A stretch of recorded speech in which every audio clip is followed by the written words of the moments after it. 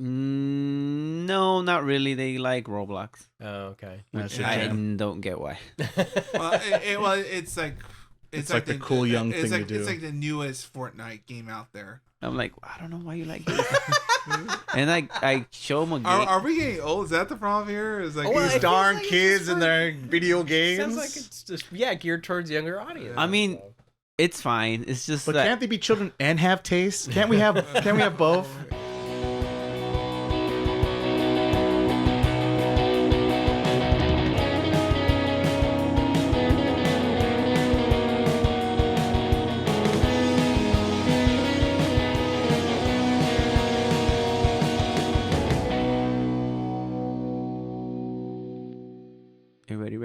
Ready? Ready. All right. Welcome to Taco Taco episode 24. I'm Frank. I drew the short straw. The host today, and today we have Miles, Ray. I'm looking at the wrong person. Ray. Hello. It's me, Ray. And Andy. Hey. Today on the menu, we're gonna talk about our weeks, the news, and I've been looking forward to this topic. Game of the year. We're gonna have our top 5, and mine's just the only one that count, but you guys can share too. Okay. I appreciate that. Oh, thanks. As the host, I'm gonna pick the winner. Thanks for letting us on your podcast, Frank. You're welcome. I'm feeling very generous. So I'll just send the files your way and you can edit, and then you're gonna post it. Don't forget the thumbnails now. You know what? It's all taken care of. I have an assistant and everything. There you go. Can I borrow them? They're kind of pricey. Oh. So I think we should start with the news. I think the news. All right. Yeah. Should you guys want me to lead off the news, perhaps? Well, the only thing I saw that I was interested in was 2 trailers from the Games Awards. Oh, Game Awards. All right. Let's jump into the Game Awards. Yeah. Frank, what would caught your eye? Well, no surprise. Final Fantasy. The DLC for Final Fantasy 16 looks pretty good to me. But it's kind of like, I don't know. I guess it takes place before the ending. Oh. So I'm like, okay, I guess I don't have to beat the game again because I was planning on replaying it. But other than that, it looks pretty cool. They did talk about some stuff they showed during the game. So I'm like, oh, all right. So sold, apparently. Yeah. I mean, they didn't have to do much to sell it to me, but that's the one that I'm most looking forward to. Oh no, never mind. I'm looking forward to Final Fantasy Remake more. I'm not Remake, Rebirth. Right. And that's 7-2, right? Mm-hmm. Okay. 7-2. Okay. Yeah, they had I'm up to speed. A new trailer for that. Oh, I didn't see that. New trailer with a new song, so I think they're showing too much of that game, so I'm kind of getting worried. I think it's almost done though. I think because it comes out in February. I believe so. Yeah, but I just like they should let me play it before showing me everything that happens. Yeah, don't show everything that a game that's been existing since 1997. Yeah, but they probably showing us in that way. They tricks you to say, "Oh, are you sure this is how it's gonna go? You sure?" There you go. Apparently, which I still need to catch up on that. Oh, and the other one that I might play because my nephews like dinosaurs, the Jurassic Park Survivor. Oh, there you go. Oh, that's like the first person's. Yes. Yeah. That looks cool. That looks crazy. The little they showed of it. Yeah. It's like it's like Alien Isolation, but it's Jurassic Park. I did think of that when I saw that. I was like, oh, like the Alien game. Mm-hmm. It's right, a day after the events of the first movie. Oh, is that what they're saying? Yeah. Oh, that's kind of cool. Because I saw the trailer and they show like every thing with then the kitchen and here's the cars and this is where his hat fell down and it's still there. I kind of like that. I feel like that's a good way to like milk the nostalgia by being like, oh, like no, it's like this part of it is like, okay, I like that. Like that's cool. It did this trick for me. I just hope my niece and nephew are like, oh, before the 2000? Oh, no, thank you. Oh, yikes. So Don't say old. that. Yeah, so old. I have some cousins that were like, oh, that's an old movie. It's from the 90s. I'm like, what? No. Oh, my gosh. And this already with the dates and references already. Yeah. I don't buy that. Wait, can I make one news suggestion? Go for it. Can we talk about OD? OD. Yes, the famous new Kojima work production, whatever we're called. What Tell me, Andy, what is this? What are we doing? Well, I'm hopeful because it involves Jordan Peele, whose movies are. I mean, I've only seen one of his new movies. Oh, I was gonna say, have you seen the other ones? No, I've never. And seen neither it. have I, Yeah. which terrifies me. But Because I hear bad things about the other ones. oh, I don't. I hear. Well, no. Okay, no, that's not true. I saw Us. No, I did see Get Out, and I did see Us. And it's funny that I said I didn't think I saw Us because that's how I feel about it. Like, I feel like it was kind of like pretty whatever, but I haven't seen the last one. So I heard that one's good, but I just like that. That he's, I don't know. Because it's like reminds me of PT almost. Like that was like, Right. there was a whole game kind of based on like their I was relationship. gonna say, it's more of an idea than a game, Right. perhaps. Yeah. But I mean, well, I guess I could just describe the trailer, which is just a bunch of people like screaming about a purple dinosaur. Barney's evil. We've known this for years. Did you see this trailer for OD? I saw it and I'm like, I was skipping. I'm like, when are they gonna stop talking? Where's the gameplay? No, that's very valid. Honestly. That is a decent that's point. But that's so Kojima to not show you anything until like 2025. Look at these famous actors. Be Yeah. excited about that. Exactly. Yeah. I mean, I was surprised it was like less than like 15 minutes top, and I was like, wow, it's actually this is short. You can make a short one. It's actually yeah. possible. Oh, here you go. I think and here's a 15-minute extended trailer of all the whole thing. The real trailer now. Right. No. Yeah. I mean, it's. I will. Yeah. It was disappointing in like, I guess, not telling you what it's anything. I guess like it really isn't telling you anything other than like it's creepy. Like, Right. what else is it telling you? Some kind of horror. But I am optimistic just because it's like I like Jordan Peele and like I don't know what it's basically like. I don't know what it is, but they are doing something that's cool to me. Like, Right. That's like, was that? You know what I thought it was? Because I didn't watch it. I was just like, I saw the name and I'm like, they're just talking. I thought it was a game about drug addicts and overdosing. There you go. Well, that's probably what they're going for I'm because it's called assuming. OD. Like I feel like there's gonna be an element of drugs, Yeah, Yeah. there's got to be something. but it's also Or gonna be. They're always going to be like, yeah, it's not going to be just drugs because that's boring. Yeah, It's got to be exactly. kind of drugs, but really, it's nanomachines. Here we go. Yeah. Well, what I heard from it is that it's supposed to, he's going for an overdose of fear. That's what. There you go. Overdose.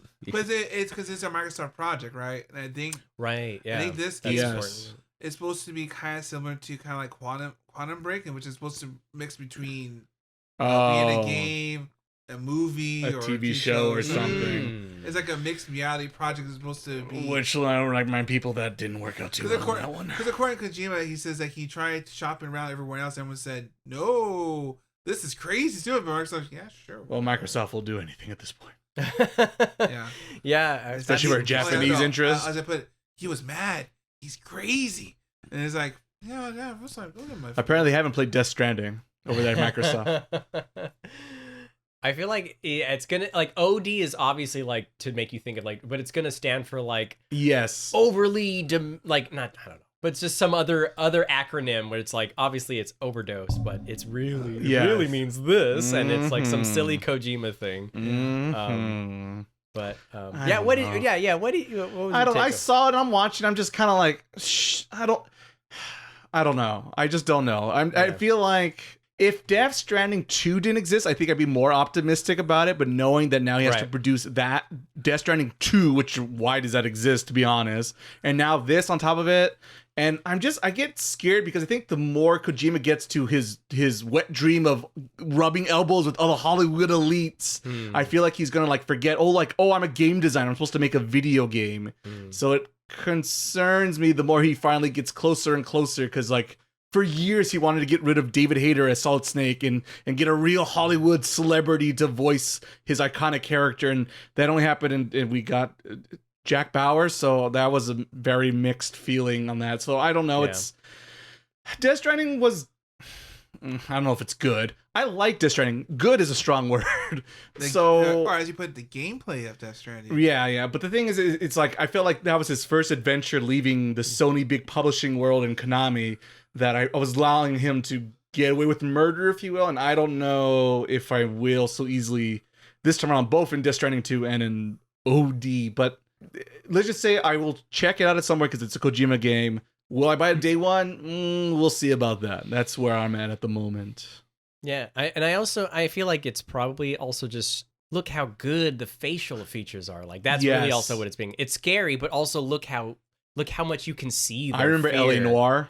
And then I remember how little there was to do in LA Noire after interrogation people and them going, scrunching their eyebrows Right. up and down. Right, and it's like it's not the most impressive thing to show off now too. I feel like I guess because of like LA Noire like did that to death, and it looked good then. Yeah, it looked great for that Yeah. segment, but then you were walking or driving down LA and there's nothing to fucking do. Yeah. So that's I did that idea of like, oh, look at the facial technology, which is cool and neat, but then like once again, LA Noire, that didn't work out in its favor, and I don't know. We'll see. I just like I said, I get nervous. Kojima gets closer and closer to getting all these famous Hollywood people to show up in his little game. Get close true to his final form. Yeah. So I don't know. That's what it feels like. I don't know. Hopefully it works out. I said, I'll check it out. I'm sure I'll check it out. Yeah. More power. Thankfully, the podcast might motivate me to check it out sooner than later. I'm hoping it's coming to Game Pass. Also, I'm a Game Pass member at that time. Well, it better. Yeah, in like 2030. Yeah, honestly, yeah. That's the thing. Is like, when's as soon as the game's coming out? Like 26, maybe, maybe. Yeah. Well, looks like it did its job because we talked a lot about it. I mean, that's the thing. Is Kojima always makes you something to talk about. That's true. That is definitely true, Frank. Wow. We got it. There you go. What about you? What caught your eye? Caught my eye. Let's see. What did I have listed here out of the the awards? I mean, okay. I mean, let's I go. was thinking about that too. The obvious softball is this: the Sega fanboy that I am, that I've mentioned numerous times here on this podcast. Golden Axe. That's right. Golden Axe. Sure, I'll take a goal. I like Golden Axe, but yes, obviously the thing I'm most interested in is a new Jet Set Radio, which is hilarious because they just recently came out that other Jet Set Radio successor. Yeah. But I guess more of a Jet Set Radio Future successor. I guess if we're like picking and nitpicking here and there. Yeah. But I just haven't played. I really want to play it. But yes, new Jet Set Radio. They showed a very little bit of that. There's a new 2D Shinobi game. There's a Golden Axe game, and very, very little of the new Rage or Streets of Rage game. But it's different compared to Streets of Rage 4 that came out. Yeah, don't forget Crazy Taxi. I don't know. That Crazy Taxi I saw made me nervous because it almost looked like a racing thing going on like Battle Royale, and I'm like, I don't want a Battle Royale Crazy Taxi. I really don't. Because like someone was like a cop car. Yeah, and Need for Speed. And I was like, what? Like that's a little. But I mean, how else are you gonna like? You got to do something new with that pretty basic formula. Just get the Offspring and call it a day. No, what's that? Just get the Offspring and call it a day. It worked for me with the soundtrack. Yeah, the soundtrack. That's so funny. I don't know, but yes, like I said, Jet Set Radio's top of the list, followed by probably Crazy Taxi because, like I said, Sega Dreamcast fanboy. But yeah, even like I said, a little bit, and they said there's more to come still, so that's cool. Yeah, because I am curious. It's like their big push. They said this is their comeback, their grand scheme, whatever. It says it's gonna be like a lot of like Ray says it's gonna be just like it's the tip of the iceberg. There's more to come. Right, which is kind of good because like that's the weirdest thing. Sega's like this big for at least here, and I imagine definitely in Japan. Like Sega's like one of the bigger names out there when it comes to video game stuff, and they never really like cashed in on like all the properties that they own the rights to, and that a lot of people grew up with, including ourselves here. So it just seemed weird that they never really use those properties IPs, but like it looks like they're finally going to. I just hope they have a focus on it versus just like some guy in the business who's like, we gotta put on the old game, bring out the classics, and like just that's the final thought. So Virtua Fighter 6, ladies and gentlemen, that's right. Virtua Fighter 6 will come out. It's kind of not dead. They did that last HD online version. It would be nice to take a new Virtual Fighter, but it's not right now because Street Fighter is conquering again with the 6 out there. So yeah, but I mean, I'm a Sega fanboy. I'll take all the Sega stuff I get, and the biggest thing I need to know for Jet Set Radio is the soundtrack composer, man, something Nakamura something, if he's back in, because like without him doing the tracks, I don't know what that game is. Half that game, he's half the game. Bummer Cyberpunk instead. Yes, he did do music for that game, so definitely I need to check that out. So what else? What do I have here listed? What about the new Persona, Frank? Or not Persona, but basically Persona. Did you see that? There's a new trailer for it. Wait, what do you mean not Persona? It's not. Well, it's the same people who made Persona, basically. The director, the composer, the character designer. Metaforzo. Or... Remember they showed it earlier this year? Oh, no, I didn't see that. Oh, well, check it out, Frank. Okay. It's basically more Persona / Shin Megami Tensei. Oh. Yeah, but it's a fantasy. Wink, wink. But it's very, it's probably more Shin Megami Tensei, I guess. I don't know. Did you ever dabble in those, Frank? No. Okay, just Persona. Yeah, me too. I haven't really dabbled much, but it's the same Persona people, so if it has some social link nonsense, that also looks good. That is coming out supposedly... What's it called again? Metaphor Fantasio. Zizio? Maybe something like that. Yeah. It's a mouthful. It's nonsense. I was waiting for the menus. See the menus when they pop in. Oh yeah, they have all those style points of Persona 5. Fall next year. That's when it's coming out. What else is here? Apparently, the new game from, if anyone remembers, the Ikumi Nakimura. Her. Oh yeah, that game looked kind of neat. Yes, famous from she worked right behind Mr. Resident Evil man, Shinji Mikami. She was like her predecessor, I guess you would say, of his, and she left the Tango Gameworks, where I think he also recently left this year too. Yeah, a lot of people left, which I'm surprised they didn't talk about that at all during the whole thing about. Well, I mean, you don't want to talk about bad news. Well, anyway, she's worked on a lot of good Capcom games, and she has her own game studio, and they showed very early footage of her new game, and it's all about parkour and maybe a battle royale thing going on, but it looked had a lot of style. Let's put it that way. It's like again, you fight against yokai, I guess. Yes, it also has a little bit of that Tokyo Ghostwire, which she worked on as well. Yeah, but like it looked very stylish, and like look at the parkour, look at all the street. We're doing like Japanese, but also street. Yeah, Japanese, I guess. It's like if you're a fan of like the Jujutsu Kaisens and all the Demon Slayer kind of stuff, and Japanese like folklore and demons and all that. It's seen plus. Maybe a little Fortnite, because I don't know, it looks like a team-based thing. It's very little prototype, but I just thought like, oh, it looks cool and has style, so maybe keep an eye out in that in the future. But when that's coming out, nobody has a bloody clue at all.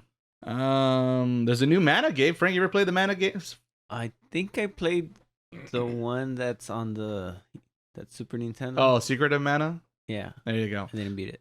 Well, there you go. Well, apparently, after 15 years, there's a new Mana game in the franchise that is coming out supposedly next year. Visions of Mana. It looks pretty good. Very JRPG, and I knew Frank and myself are quite the JRPG junkies, so I'll be keeping an eye on that. I might play it. I saw the trailer. It doesn't look bad. Doesn't look bad. But it didn't wow me. It was just like, okay. Oh, it's an RPG. JRPG, the king of JRPG speaks.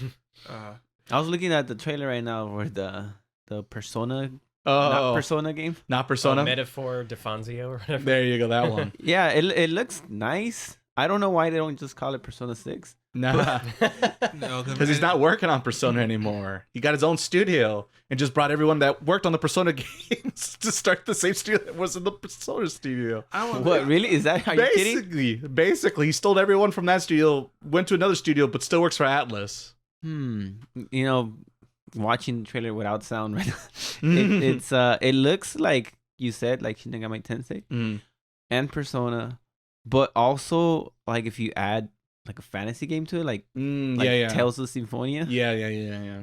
So I'm wondering how much of it they'll stay related to Persona, or if they're gonna try to be like, all right, now we're gonna diverge from it a little bit more, which would make sense considering they want to be not Persona by not calling it Persona, but like I said, they brought everyone from Persona, so I'm curious. That is something, and I guess don't worry now because Persona 3 remake is around the corner too. Do you think that because it's the same people, it looks very similar, or did they make a conscious effort to make it look similar? Well, it is the same artist, and artists tend to have a certain style, so it definitely has similarities. The main character looks like he does look like Persona 3? Yeah, he definitely looks like Persona 3 man. It's the Persona 3 guy with the Shin Megami Tensei color. Yeah, basically. Kind of basically. But, I like all those games, so it's still on the top of the list. And it caught my eye. Now it caught my eye. Oh, there you go. I did my job. I alerted everyone out there. And then the last one I have listed, instead of the Jurassic Park one and the Kojima production I have listed here, was the Dragon Ball Sparkling Zero, which is a new Dragon Ball game but it's based off the Budokai Tenkaichi series, which is the one where you do a lot more flying. For those who remember the good old PS2 days, I'm showing my age real quick here, aren't I? Never did play much of those, but hey, it's kind of neat because it's got the Unreal Engine 5 shit, so it's kind of prettier. You're blowing up planets even more because Dragon Ball, we blow up planets. So the question is, do we have a 5-minute timer when we fight every time in the battles? That's what I need to know. I feel like there's a Dragon Ball game every year now. I'm getting They're a basically little burned out. I don't even. I saw it, didn't catch my eye. I just remember my favorite Dragon Ball fighting game was Dragon Ball Z Legends. Legends. Yeah. I I think it's a game that never came out here, and I what was that supposed to be for, or what was that for? it was for the PlayStation 1. Talk about showing your age. That'll do it too. But it was cool. It was like a 2D fighting game, and like you didn't really have a HP bar. It kind of shared it with the opponent. It was cool. Like, What is it was Sagas? No, what was it? no Sagas. I think it was called Dragon Ball Z Legend. Is this your man? Yes, What is those are my mans. Apparently, it's a PlayStation. It's some Japanese big name I couldn't figure out, but Oh, I think I played a ROM of that once. it's not GT Final Bout. I can tell you that. That's about all I can tell you. It's God, cool Final because Bout. you would fight, and then you know how they do it in the anime. They're like the little you could Right. do that, but it was weird because you could like teleport behind the person you were fighting, and I kind of like equated to dodging in Smash Brothers, where you could dodge behind them, but if they're good, they dodge too. Right. So you're just like yeah, Good old Dragon Ball nonsense. Yeah, it was it. I would say that's probably the game that made me feel like I was playing the anime more than any other game. Because it was just, even though the graphics are not as good as they are today, Yeah, right. it was Right. just like I think we were talking about it before the podcast where, oh, it's not the same hand drawn stuff like that. Right. And it's like, Yeah. Apparently, it's Dragon Ball Z: The Legend. oh my bad, I forgot the. And it's a much longer And an name in S. Japanese, but I'm not even going to try. Do you remember Ultimate Battle 22? I do, and it also sucked. I know I bought that and I It like was so bad. I don't know why I made myself play that game because it was Dragon Ball. And that's exactly Yeah. because we Yeah, we didn't know any better. Like sagas and like, And then they released Final Bout after when Dragon Ball Z came out here and became successful and popular. Because Final Bout came out here when like no one's heard about Dragon Ball Little Ball Z, and then it came out and they're like, oh shit, we got to re-release it, and they reprinted it, and then you play like, oh, this shit was sucked. But I remember we rented Final Bout at our local Blockbuster.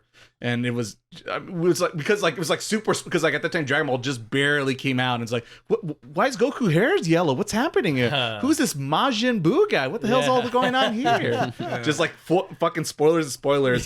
And the extra funny note, in that game, Goku is voiced by the same guy who voices Spike in Cowboy Bebop. Oh wow. That's like very jarring to hear that voice and those That's laps. 'Cause weird. Goku, for a lot of stuff, English Toonami fans are like, oh, it's our Goku. We always know, and he's been voicing that character since the Toonami run. But then hear someone else comes out of Goku's face, that's not wrong. Yeah. Something wrong here. Or if it's not a woman's voice. Oh, Grandma Goku? Yeah. Oh, Grandma Goku. Still doing it to this day. I don't know how, but she's still doing it. She is. Wow. Grandma Good for Goku's still doing her. it. Damn. She's that's still, I don't know awesome. how, but she's doing it. It's so She's doing it. And there you got. Did you know there's another Dragon Ball anime coming out next year? Mm-mm. There is. I mean, I just assumed it was like in perpetuity at this point. Well, It's yeah, just like- wow, pretty much. It's like it's gonna happen all the time. And this time they're kids, Andy. What? Never heard this one before. Oh, yeah. Goku was never a little boy. Never. That was everybody's little. See, that was what It's different, says Toriyama. Oh my god. Yeah, it's a Toriyama joint. So he's back for that one. Well, like I'm in here. He says. Cool. The money. ran out of checks. Pretty much. Pretty much. Oh shit! We extended the house. Shit! I gotta The pay for that. question to ask is like, let's see if he forgets this time. Like, Yeah. Oh, the rings. Oh, they're forever. Oh, maybe they got better. I guess. Well, they fixed the kinks now. I guess. Oh, Dragon Ball. Dragon Anyone else from Game Award news? I don't know if anyone talks about the actual award stuff. Who won? Oh, wasn't it Baldur's Gate? I think let's Baldur's see, Gate, I which I'm like, I have- don't really. That's not really my Yeah, jam. Baldur's Gate indeed Disappoint me. won Game of the Year. So I've never even heard of this game. Yeah. just by like I said in the last podcast, I brought it up. It still didn't stick. Poor Baldur's Gate. But apparently it's really good, Frank. And though I can't tell you how good it is Yeah, because it's just not my genre. I just know it's an RPG. That's Yeah. about all I know. It's it's now on the Xbox now because I guess that was the Oh. surprise. That It showed up. wasn't on Xbox? No, it was Oh. it was on PC for a long time, but now they put it on an Xbox. Oh, now. weird. Oh, how Yeah, it was weird. a whole thing they announced during the thing. Like, oh, okay. Only Is it on Game Pass? My next question. Yeah, It's my only chance I'm let's gonna check it see. The only thing I saw was Light No Fire, which is the new one from Hello Games. People made No Man's Sky. Oh. What they are they made it- doing this time? So basically, it's this kind of same concept. It's a procedurally generated world, right? But it's a Mhm. fantasy based game. And instead of you going to the heavens and that, just the world gets big. You know, like Hmm. the mountains actually are like we're talking like Zelda kind of mountains, I guess, in a way. Mhm. Like you can climb high mountains, go to both sea, So blah, blah, lava, blah. things like that. But but it's all procedure generated, so it just keeps Keep changing. keep growing. Going. I mean, it's kind of making me think of like, well, maybe not. Like, I guess They were trying a lot Minecraft. like multiplayer Hmm. because they did a lot of multiplayer with No Man's Sky. They added that in day one. Are you talking about Baldur's Gate? Or No, no. different game. He's talking about a different game now. Yeah, Light No Fire, which I think is funny because it's supposed to be like, yeah, look, Light No Fire, look at that. There you go. Hmm. There's any waifus though?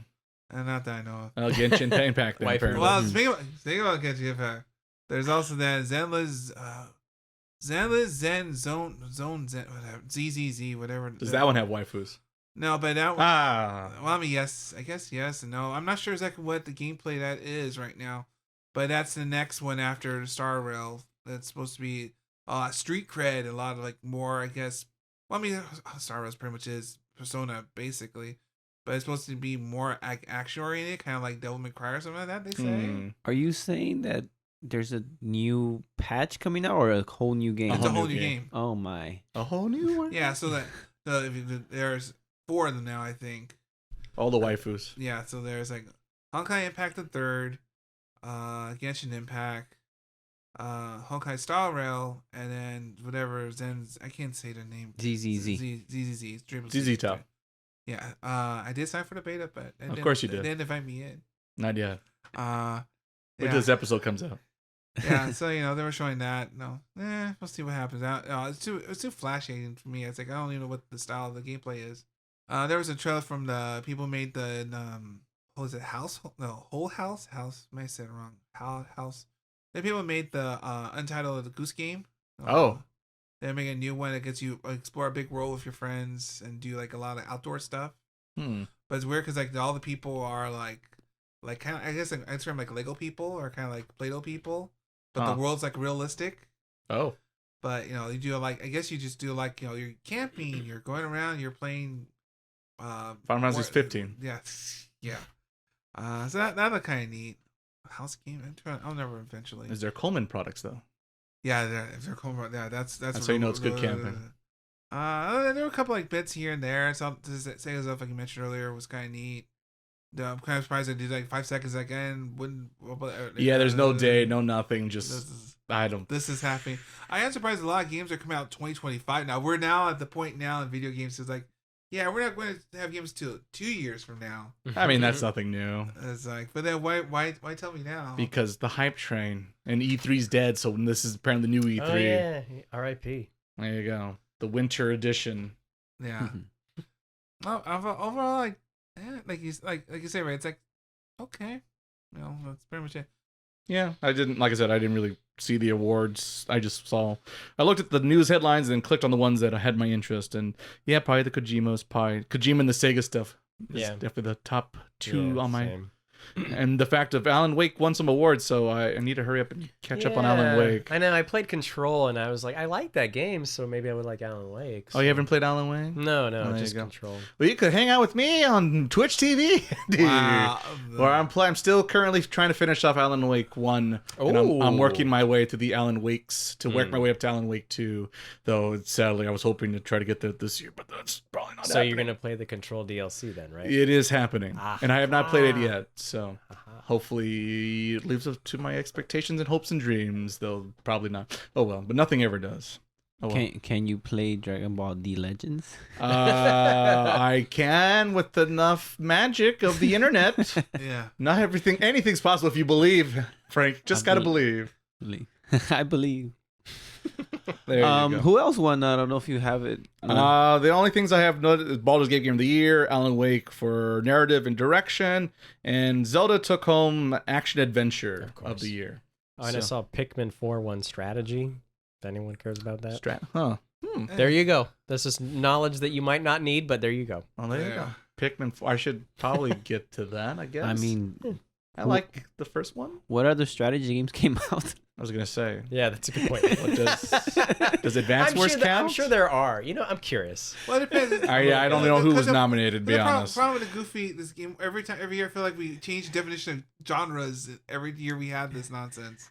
Right? Couldn't you almost like make that an action game almost? Pikmin? Right. Yeah, wouldn't be think of that strategy. I mean, the strategy-ish, I guess. But I don't know. I have to see who's on the list. What else? I guess I'll just go through my other news things I have listed that are not game award related. Let's see here. For those who are Nintendo fans, apparently look forward to a new land opening up if you're going to visit Japan, at the Super Nintendo World. They're going to open up a Donkey Kong Country area along with the Mario stuff. Yeah. Early next year in the springtime. It's supposed to be roughly the same size. They say like 47 almost percentage. Oh, there you go. So if you're going to Japan in springtime or later on, look forward to that. Put it on your list. I think I will do that. Apparently there's going to be a Spy Family and a Street Fighter 6 crossover event thing. I don't know what it implies, but Spy Family? It's an anime. Oh. Spy, yes. Yes, which You lost Andy. I know, poor. In English. In English. Yeah, so that's happening. It's a visual cartoon. See, in Japan, they have these cartoons. In China, I hear. No. But yeah, that's happening. I don't know what it entails. I don't know if like your and little Anya, there you go. If they're gonna show up, be fighters and fight Ryu, that's gonna be interesting, perhaps. What else do I have here? Sonic fan, of course. God forbid I didn't see Sonic the Hedgehog once on every podcast. We have to. It's mandatory. It's the Sega lords have told me I must say it. It says right here on the script you have to. Sonic 3 is in production again and is supposedly coming out around this time, December 20th next year with Shadow the Hedge. Everyone's favorite edgelord is coming back. And all I know, I wait for the moment when they copy the scene and then watches Ray tries to say that Maria. Yeah, every 5 minutes. There you go. Oh, the one sad part, I don't think it's on the soundboard. Darn it. No, I forgot to put that one back on the soundboard. I'll have to fix that. But yes, let's see who's the real faker after that. And let's see here. Anime news. Oshi no Ko, our favorite show, I think, of summertime, returns in 2024 with season 2, though no details when. But oh, really? Well, I guess we're 25.5, I guess, I thought. Nope. Apparently, they're trying to cash in on the good love there, so look forward to more Oshi no Ko in 2024. I'm pretty sure this podcast is looking forward to more Oshi no Ko. It did well. It did well on the podcast. Let's see here. There is a new anime movie on Netflix that arrives early next year on January 15th. It is done by the studio Mappa, famous for everything popular these days, including your Attack on Titans, your Chainsaw Mans, and what's the other new? The Jujutsu Kaisens. There you go. But it's the unique thing. It is done by the writer Mirai Otakada. Yeah, I believe that's her name. She's famous for writing mostly stuff like Kisniver and Toradora. And that's why it's here. Anohana's the other big one. Oh, great, cool. I could be sad. So the feels, if you're looking for the feels, look. I saw the trailer and it's just like it's like maybe is it good or bad? A compliment. It looks like discounted Shinkai. Sweet. It's Mappa, right? Mappa. Mappa's not afraid to, as we do this podcast, ripping from the best. A lot of boy and girl, young love screaming at each other, and camera shots, and the end of the world somehow involved in this. Never, Ray. Never. Like you said last time, they're not afraid to copy from other people's work. Yeah, apparently. But I liked some of her works, I'll say, and Mappa's Mappa. So there you go, and it's on Netflix, and I'll probably have Netflix next month, so something to watch. Let's see here. Hurts My Soul. Beyond Good and Evil celebrates its 20th anniversary with a new game coming out early in 2024 that because it leaked on Xbox. Beyond Good and Evil's coming with a sequel? Well, no, it's a remake. Oh. If I said sequel, I meant to remake. Oh, maybe I misheard. But yeah, I mean, there's the Beyond Good and 2 sequel that's been happening for like the last 5 years. Right next to Skull Bones, which actually have a release date now. Yes, along with, please send us your artwork and assets for this video game so we don't have to make them. Yeah. Oh, yeah. But the original Beyond Good and Evil, when it was simple and good, is getting a remake early next year, and that's got a promise. There's footage of it, I think, on the internet still, if you look in the right places. Oh, right. The GTA 6 trailer dropped. That happened. Yeah, that was pretty. That happened, and it's coming out in 2025 for your PlayStation 5 and Xbox on day one, PC coming later, apparently, or something like that, it sounds like. Andy, I think you're the only person on this podcast that cares about GTA. How do you feel? I'm excited. You all stoked? He's all in. It got me excited. Like I was like, oh, I'm into the hype again because I think it's also because I'm so tired of hearing about 5 all the time. Like they re-release it every 2 years. It's been on 3 generations of consoles. 5 is back, and then then they do the DLC, which is fine, but I don't really care about GTA DLC, which might be blasphemous.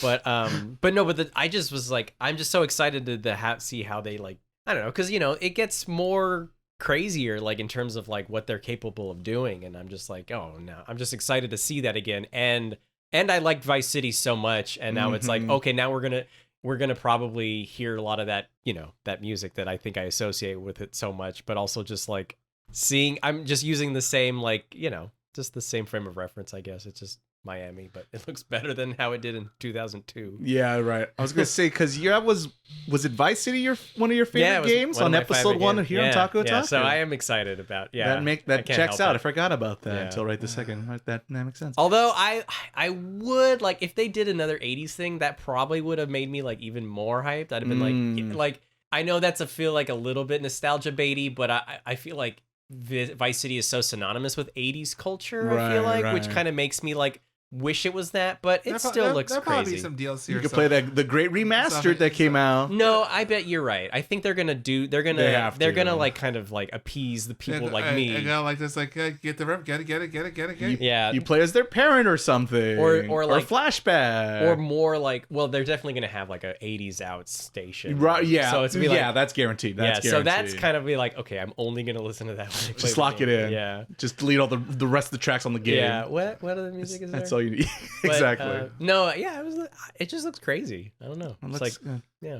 I'm as the other, probably the only close person who has an interest. Yeah, that looks good. I'm open to it. I think going back to Vice City is interesting and cool, and it's been a lot of. I mean, it's because Vice City takes out in the 80s right now. We're more modern day ?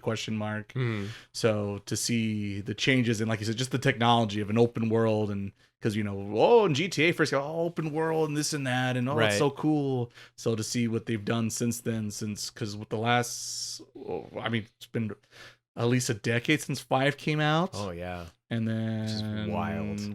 What Red Dead 2 happened, I guess, in between. Yeah, that's and true. I feel like I was the only person who liked Red Dead 2. Now it's cool to hate Red. I'm when did it become cool to hate Red Dead 2? I liked it. It was fine. It did its job. Oh well. I don't know. Go figure. And what else did I have in the news? Anything else? I had. You have the Fortnite news? Oh, that's what I was gonna say. Fortnite news? That's what I was gonna say. Fortnite news? You don't know? What? Oh, okay. You gotta tell me. All right. So all right. Okay. So it happened. Is Sonic coming? What's happening? No. Oh, it's close. Well, Jet Set Radio.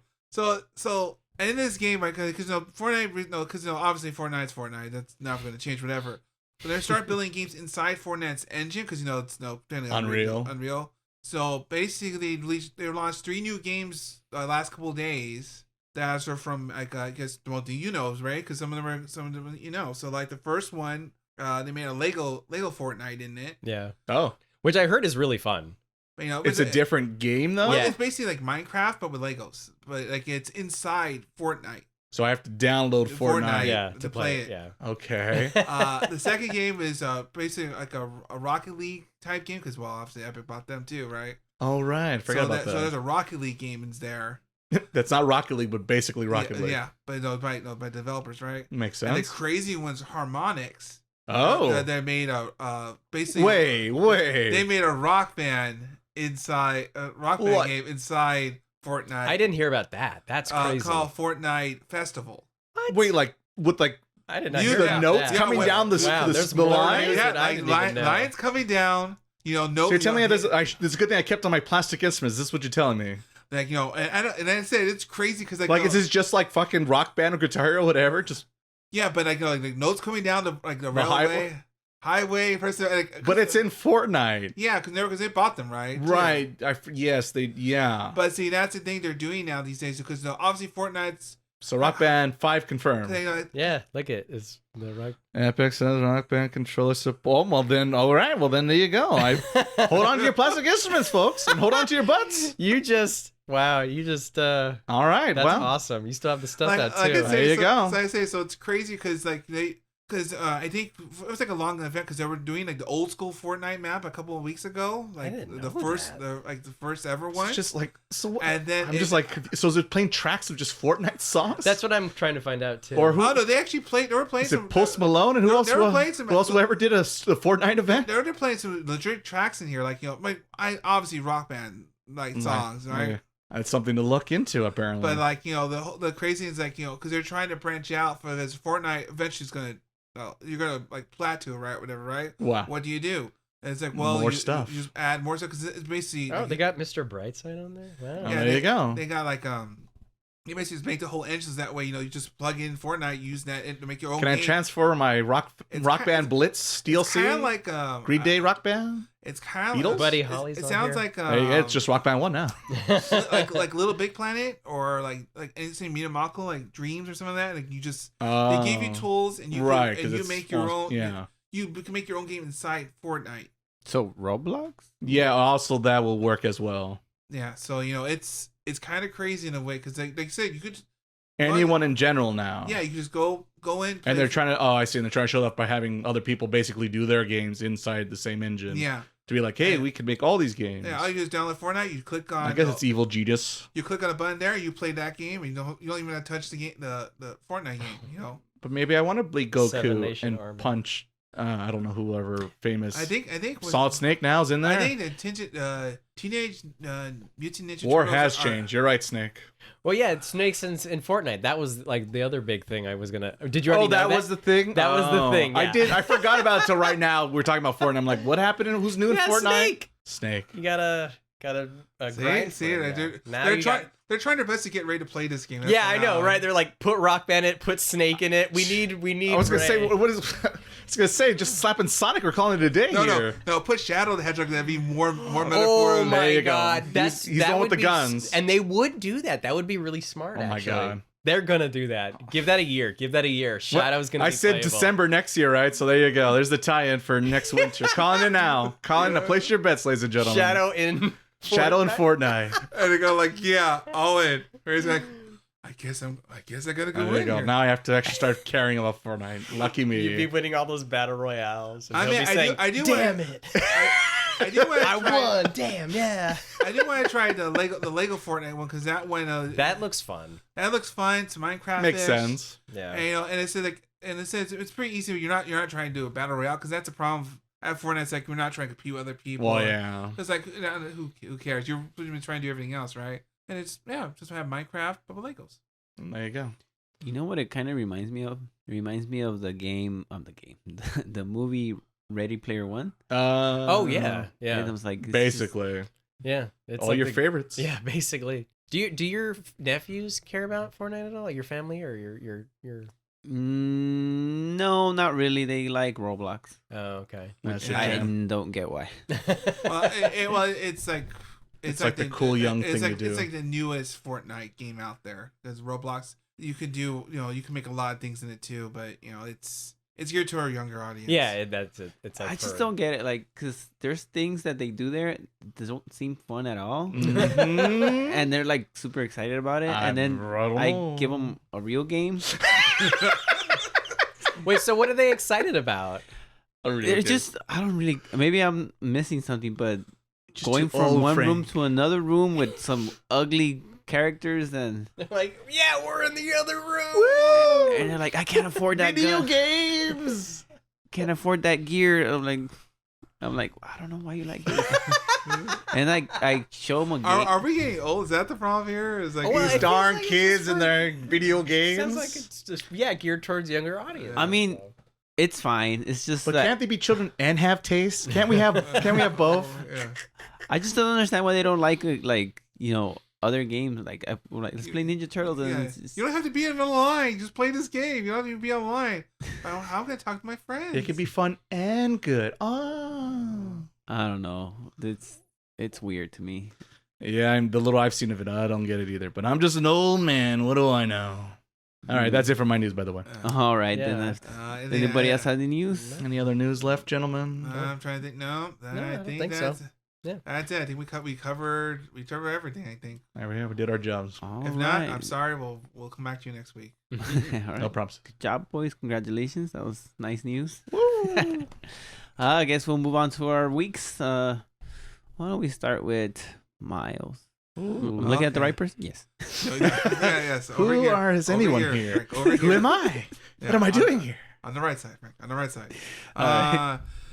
Yeah, mine was kind of an interesting week. So I recently got I guess PlayStation Plus, so I was able to play Humanity first time. Humanity is a game by Enhanced Games, who make Rez and a bunch of Tetris Effect. Which one did you get? Premium, Super Plus? I don't know what they have. I got the super one, the premium. Yeah. Oh, you went all in, huh? I didn't went know you all in. all Well, in. they prorated me, so I only pay like $20 until like 4 months of next year. But anyway, I got it by accident.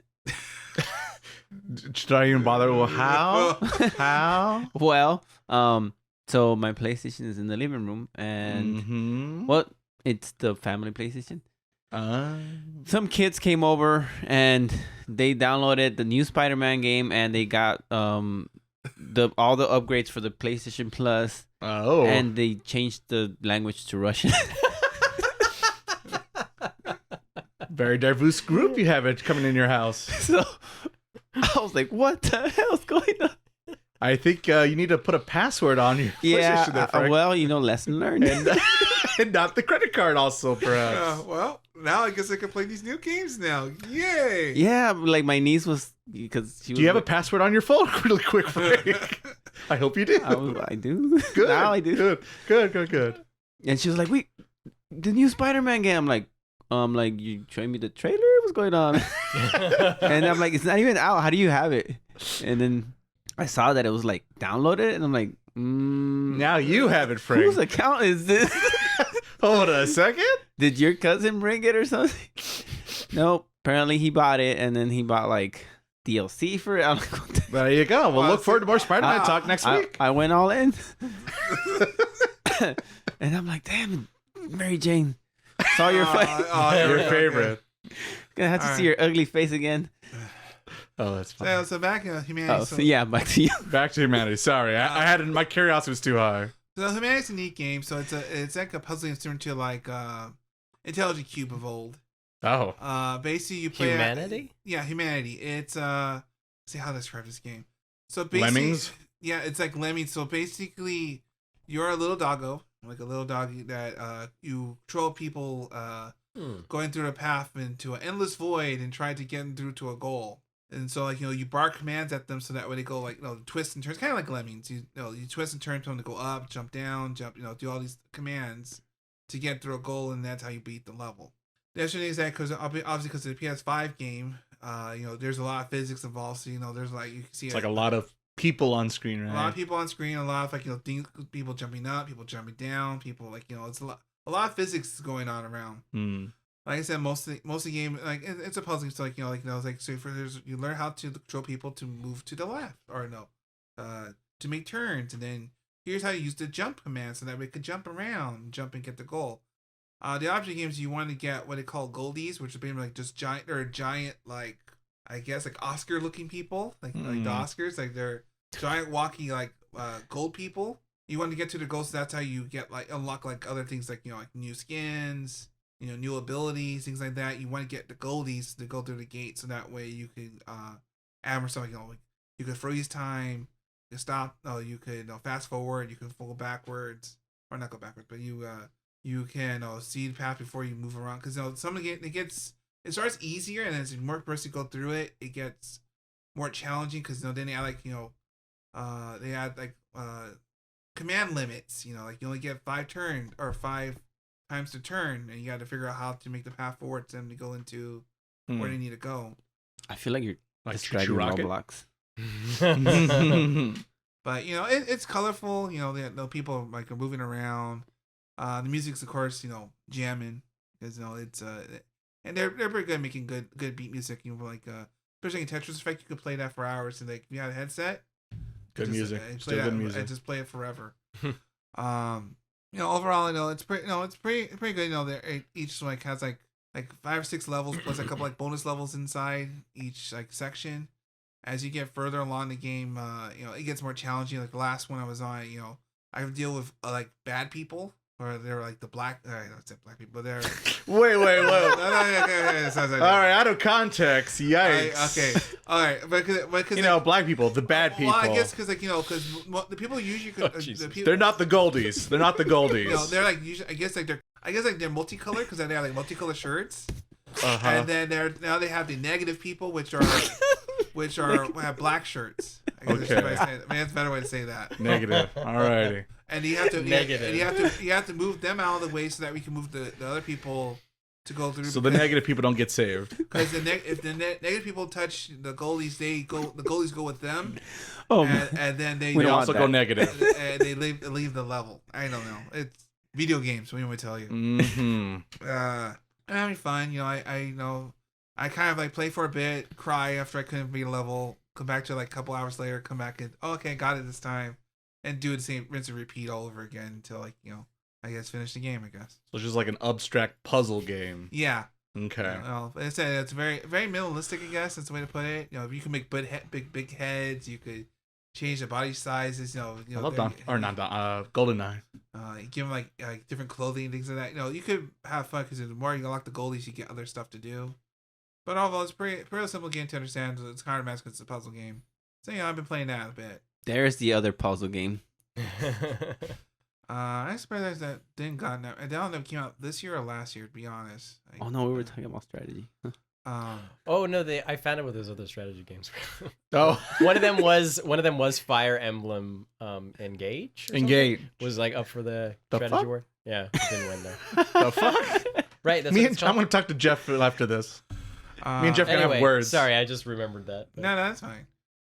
Then the other game I played because it just came out because I guess also got Game Pass now. There you go. I One guess I've of been us. playing Steam World Build. So Steam World Build is the latest of the Steam World games. I don't know if you know those, right? No, like Steam World Dig. They Steam do World- different genres of games. Yeah, genres of that. I think one's like an RPG, something like that. Mm. This is the latest one, but the original was their take on SimCity, basically. Oh. So basically, you have a plot of land. So you could change whatever land you start with. It depends what you want, terrain you want, things like that. They give you a goal to make like these little, I guess like engineers, and you're supposed to save the railway so that way they could they're trying to find parts to go home because the lore of all these SteamWorld games is that these are robot people, like robots, things like that. And they need to get out of the world before the world explodes. So You lost me a little bit there, but all right. well, that's how it's like a game, like the I guess element of all these games is that All right, and there are robots or something? they're all robots. Okay, I forgot about that. And their goal is they want to leave the planet before the planet explodes. So Pikmin. So basically, in this game, you were trying to collect a rocket to make a rocket ship, so that way you could leave the world. I guess. Is one of the characters named Elon? Yeah. No, there's no. Thankfully, there's no any shaped rockets around here of a certain type, things like that in here. Oh. But there's about this game because there are different multiple layers. So like you start from the top layer, which is like the ground level, and then you're supposed to go mine for stuff in the lower levels. and it's a whole like it's hard to describe because it's like a whole like resources. You gotta make this resource to grab this resource and make this resource. That way you could upgrade these guys to the next level, so that way they can get this resource. Watch so the numbers go up. numbers go up, numbers go high. Am I making enough of this? Am I making enough of that? Oh, I'm not making enough of this anymore. It's a lot of it's like SimCity. It's a lot of management.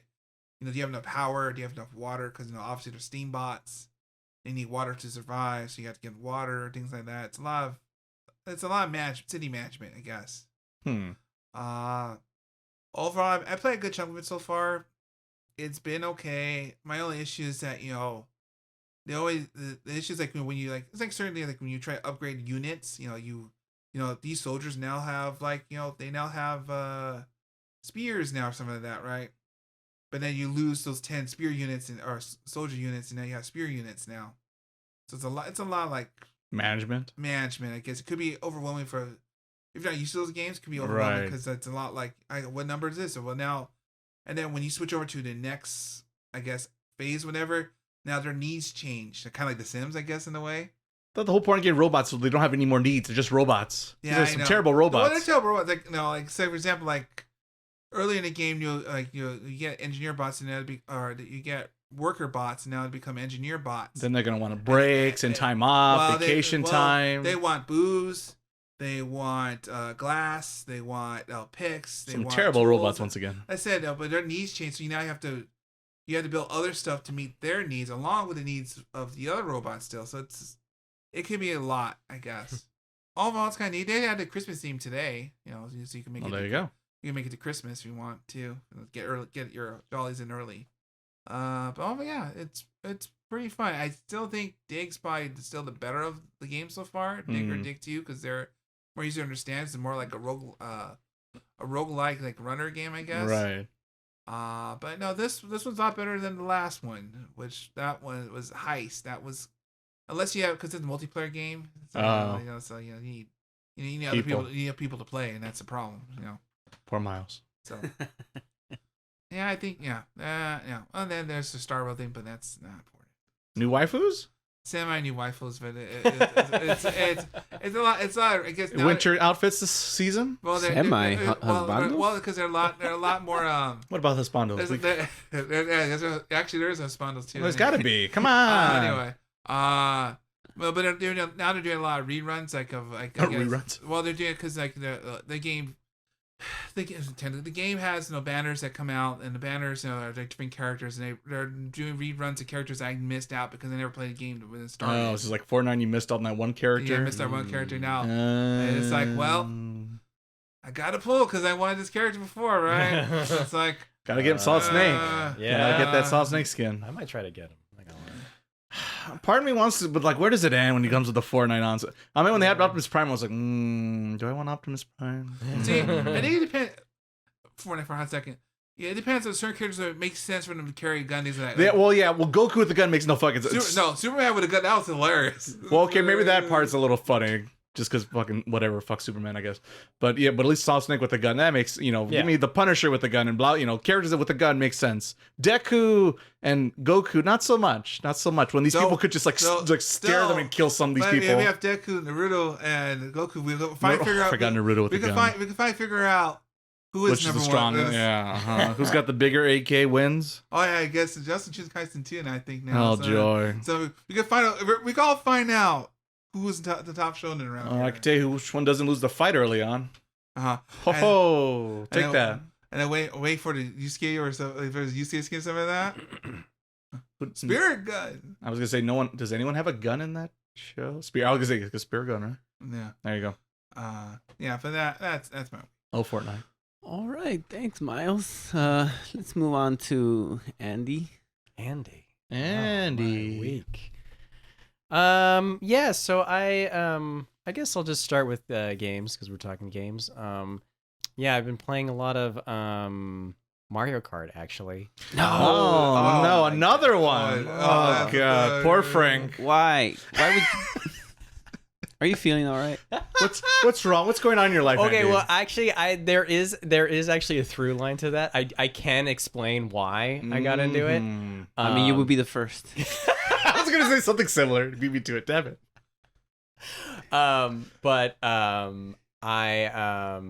Well, it's gonna kind of be in my top 5. I'm gonna have to Oh. just do a little bit of a spoiler. Stay tuned, folks. Oh. Stay tuned. So I'll talk about the through line there. Okay. But We can't, You know what? I think we're running out of time. I think Frank's okay, looking at well, the watch. and then- but I have to cut the podcast short with today. that being said, I'm probably not going to talk a lot about it because what can you talk about with Mario Kart? can't be. What can you talk about Mario Kart? I did races and I won and I lost. I won and I lost. There you go. My races. Can't be in your top 5 if you also played this last year. Doesn't count. Doesn't count. No, I didn't play it last year. All right. This is actually Damn like, it. this is so that's kind of what's Loophole. been unique about Mario Kart for me, I guess, is that more or You're less very, very, very, very, very late to the party. yeah. Well, I usually am, Okay. as you'll find out, for Fair other enough. reasons too. Fair enough. This year's the first time you played it? Yeah, like okay, like not literally. Let me see your Switch. Like I have played this game in the past. However, gone. It's gone. This is the first Wii U time. doesn't count. Wii U doesn't count. This is the first time I've ever been like, I'm gonna play single player. I'll say that. Like, All and, right. and only because I got tired of losing all the fucking time by my family. Because you didn't have all the good parts. Well, no, because I didn't know what I was doing too. Oh, Like that also they're will like be a thing. drifting and killing me, and I'm just like, I'm not having fun. I'm losing all the time. So basically, that's sort of also what it is. Is Gotta that get good. I wanted to get good so I could compete with my family. That's what it was. All right. So I've been playing that, What a competitive family. and I'm some are better than others, and I don't like to lose all the time. Fair I'll enough. say Fair that enough. much. I was losing a lot.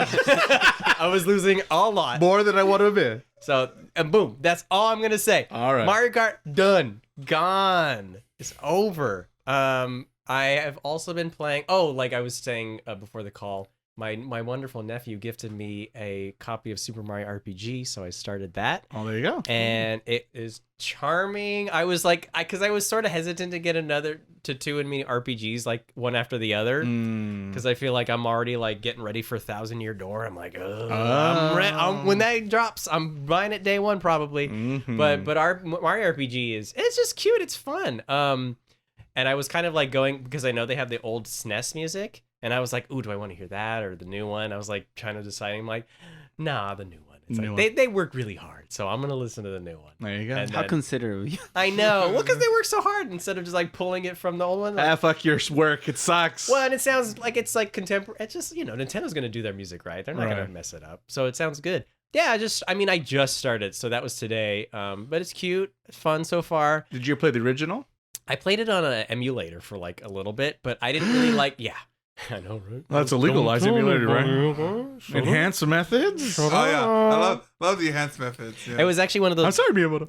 the not blackberry, raspberries, the raspberries, the blackberries. I was playing on my blackberries. You know how old those things are. Yes, that they are. No, I played it on that, and then I just didn't really like how I was just like, I don't like using ROMs all that much or emulators. It's just kind of maybe kill. I think it's still here on the board. Here you go. Oh, go. There it is. They found me finally. Get him. took you long enough. Yeah. No, but yeah, it's cool. And like, you know how I was freaking obsessed with I told you about how much I love Paper Mario. Like that's like one of my top 5 favorite games, and like That makes and sense. it's still, and like I'm still, like now I'm like, is it still there? I'm like, maybe it is. Like if I were to redo it. Mm. But it might be. So yeah, no, it's really fun. And then I was also playing speaking of the Jurassic Park thing, I was playing Alien Isolation. That's why I brought it up. Oh. Yeah, so like I kind of, and it was because of Halloween, I kind of got into a Oh, little that horror makes kick. sense. So I watched Alien, which I really like. I mean, it's not like a scary movie anymore. It's just well done movie. I like that movie. It's always scary for me. You like Alien? No, everything's scary. Oh, everything's scary? Okay, then yeah, don't watch it. You'll be scared. There you go.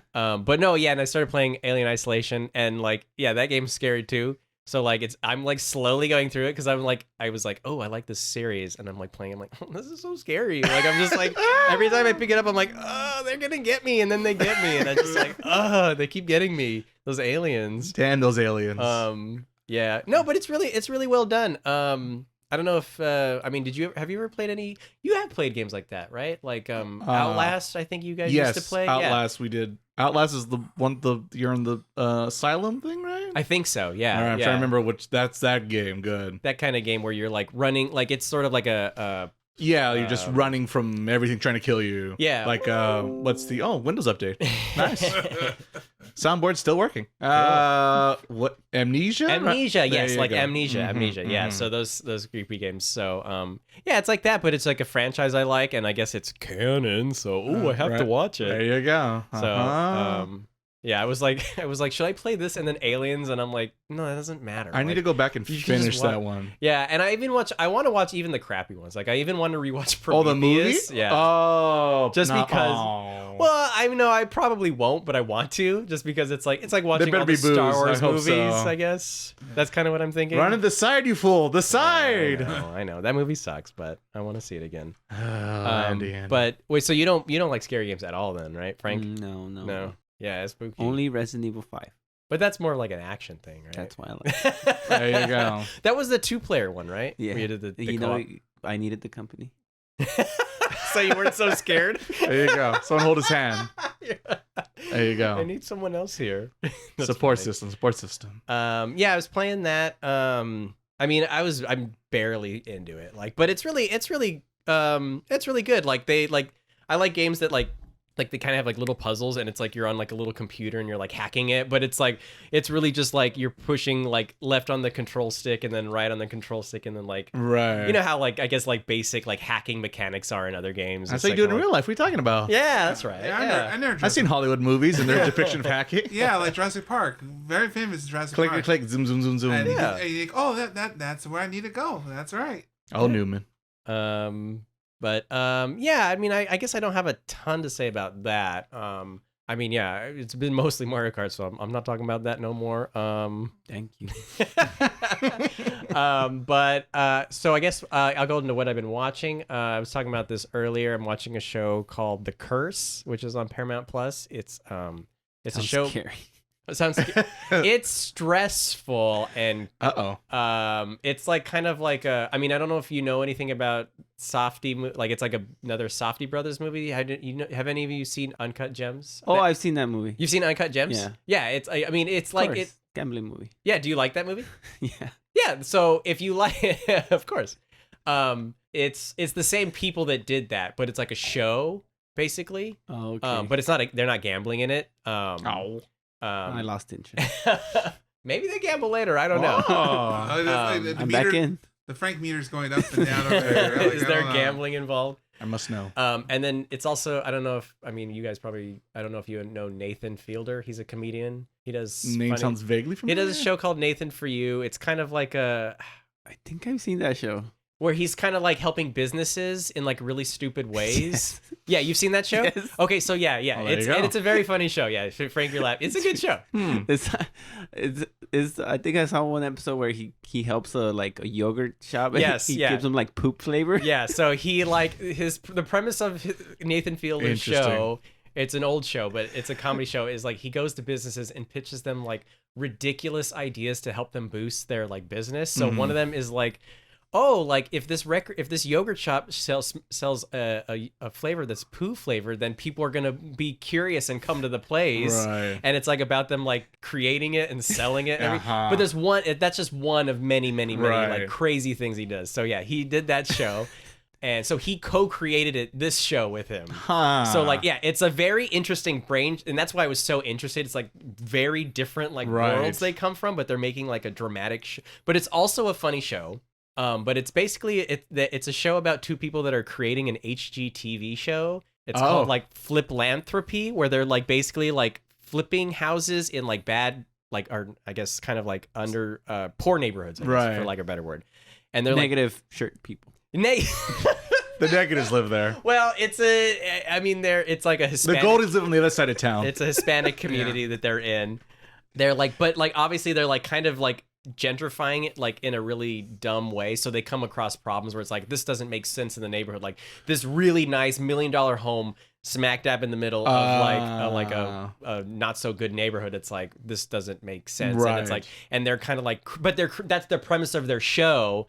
And like they're trying to figure it out, and like there's just like obviously it's a bad idea and crazy things go along the way, and it's also very based on like it's very realistic portrayal of like people, I guess, like even though they're kind of like shitty, they're also like, oh yeah, like I would maybe do that thing, even though you're kind of being a shitty character, but I could see why you would do that sort of thing. But it's really good. Like, I mean, I was like, that's the only reason I have Paramount Plus right now. Oh. So like, I like was like, oh, they're doing like a deal that's like $9 for 3 months. I'm like, yeah, I'll do that. Well, there you go. Yeah. So, and I was like, oh, Paramount Plus got some good stuff on here. So I'm like, maybe I'll stick around. I don't know if you've seen that. Anyway, I'm not trying to sell Paramount Plus to y'all. But... Already Sponsored. I think we already do. Oh, you do? I think I finished on there. Picard, which was much better that last season. Yeah, I heard that they like totally like turned it around. It turns out when you have a different showrunner who actually gives a fuck about Star Trek, it turns out they could put a much better product than the people in charge of the new stuff, which really suck, let me tell you. Yeah, that's kind of the vibe I've heard. Yes, thank God for that man. I forget his name, but he salvaged. He saved it. He saved that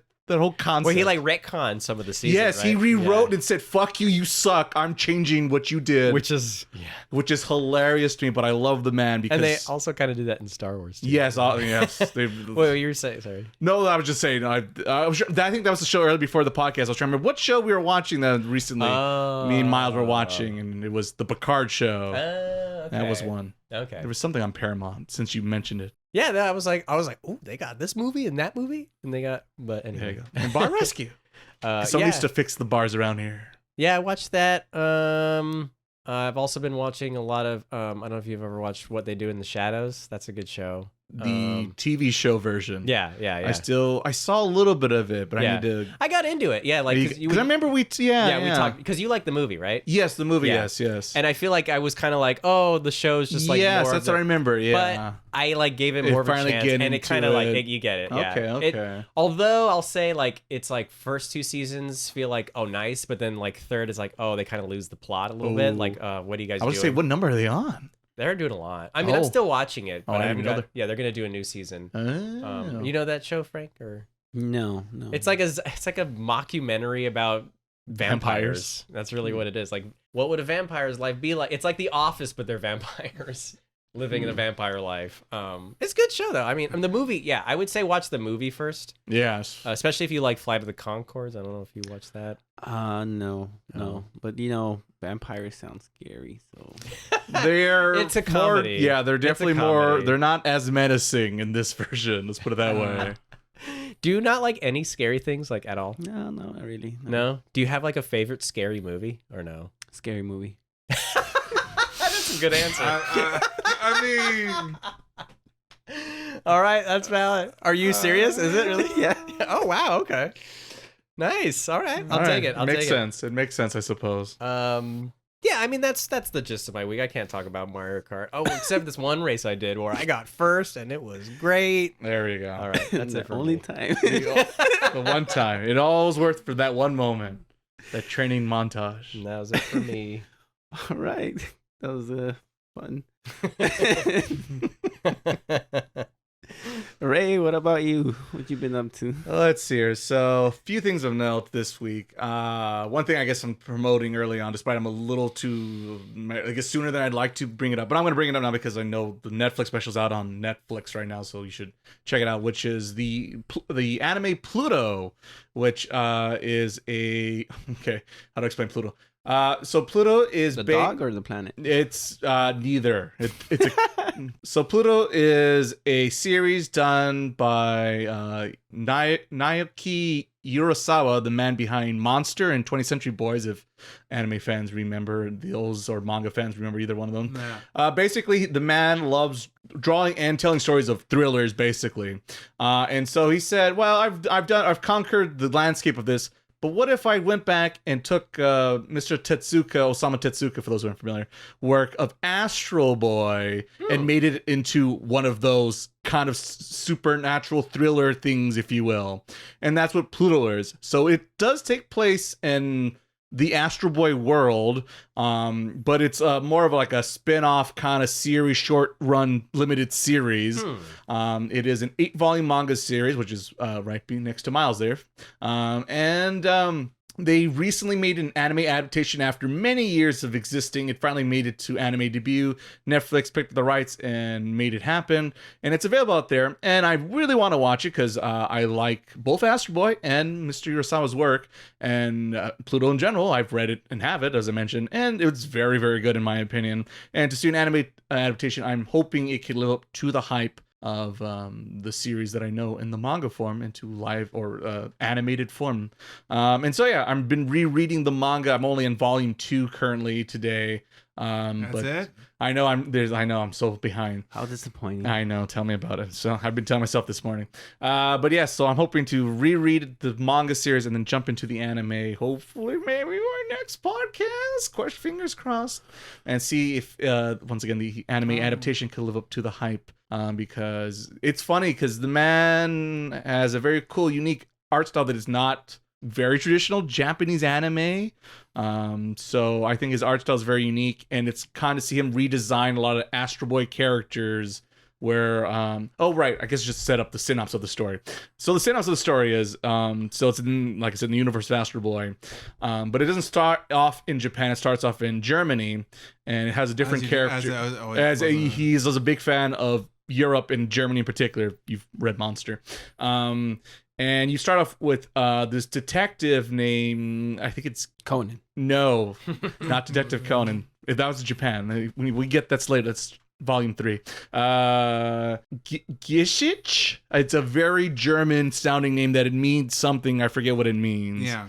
But he is a robot detective who solves crimes throughout, Europe and Interpol, basically. The newest case he decides in the beginning of this series is there seems to be a serial killer who is killing both robots and humans. And in this world, it's impossible for robots to kill humans, but in order to destroy some of the most advanced robots that it is doing, it has to be a robot. And that is the question throughout the series of who's doing these murders. And slowly but surely, there's another one gets crossed off the list, perhaps, and he has to figure out and solve them.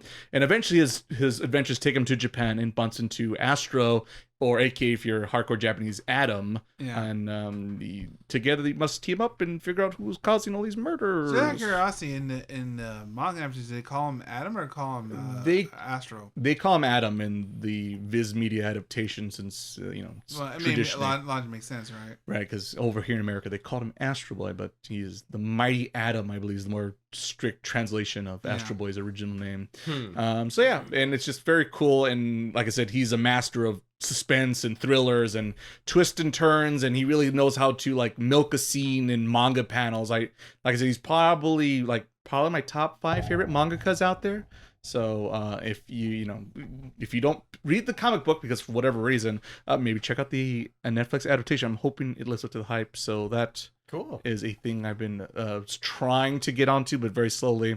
But you're reading the manga version of the show. Yes, okay. to then get to the show. Gotcha. I'm pulling a Miles, basically. Yeah. Well, actually, I just realized I forgot about something I read this week, but oh well. There you go. Too late. You passed your turn. I know. You're full. I know. It didn't happen.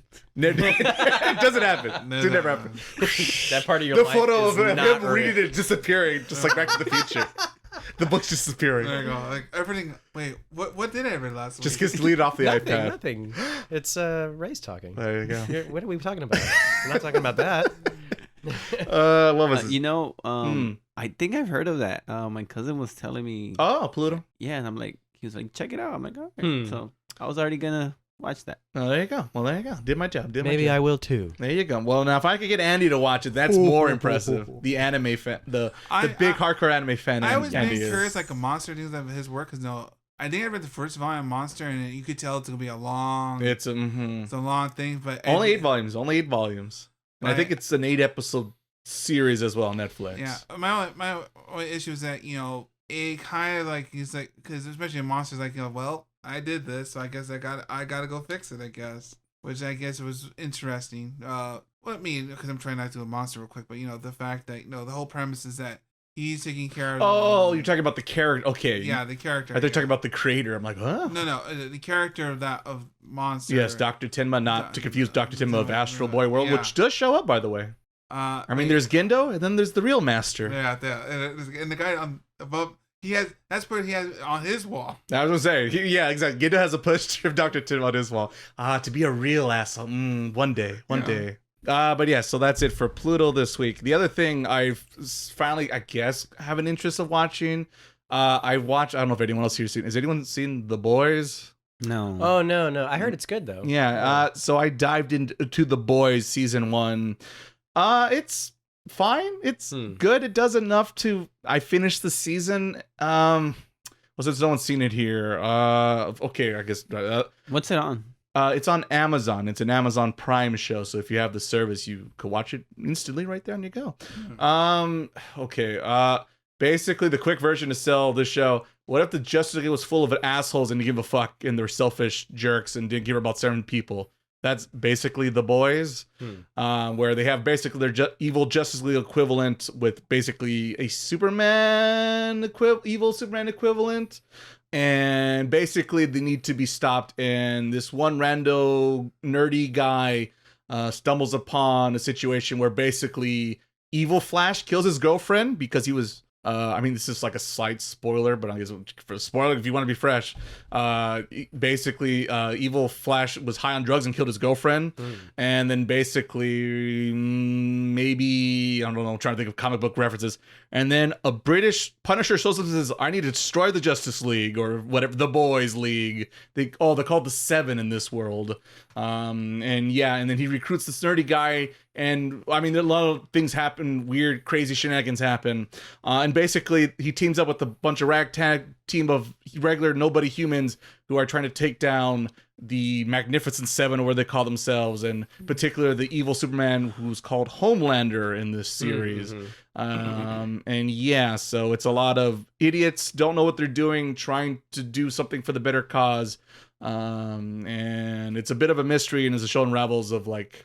So, because especially goes cuts and back and forth between our, protagonists, our heroes, and then, of course, the bad guy heroes who are, like, just assholes, and, like, in situations where they could be heroes, they're like, nah, there's no money or fame into it, and they just, right, they're also trying to work their way into, they want to become part of the U.S. military. So, reminds me of, what's the Frank Miller, The Dark Knight Returns, kind of, where they hint that Superman works for the military and blah, blah, blah. Oh, yeah. So, yeah, there's more, they're basically trying to get, they want to recruit them and Congress to, get them to sign and fight for the American forces and that, and, which is kind of broken and fucked up and this and that. So everyone's doing a thing. Basically, it's everyone's an asshole in the show. Everything's in gray, if not just pitch black. And it's kind of depressing sometimes of Cool. Just Sweet. There's very little heroes who have a moral compass, and people just don't give a fuck and are willing to do anything for their own personal reasons a little bit.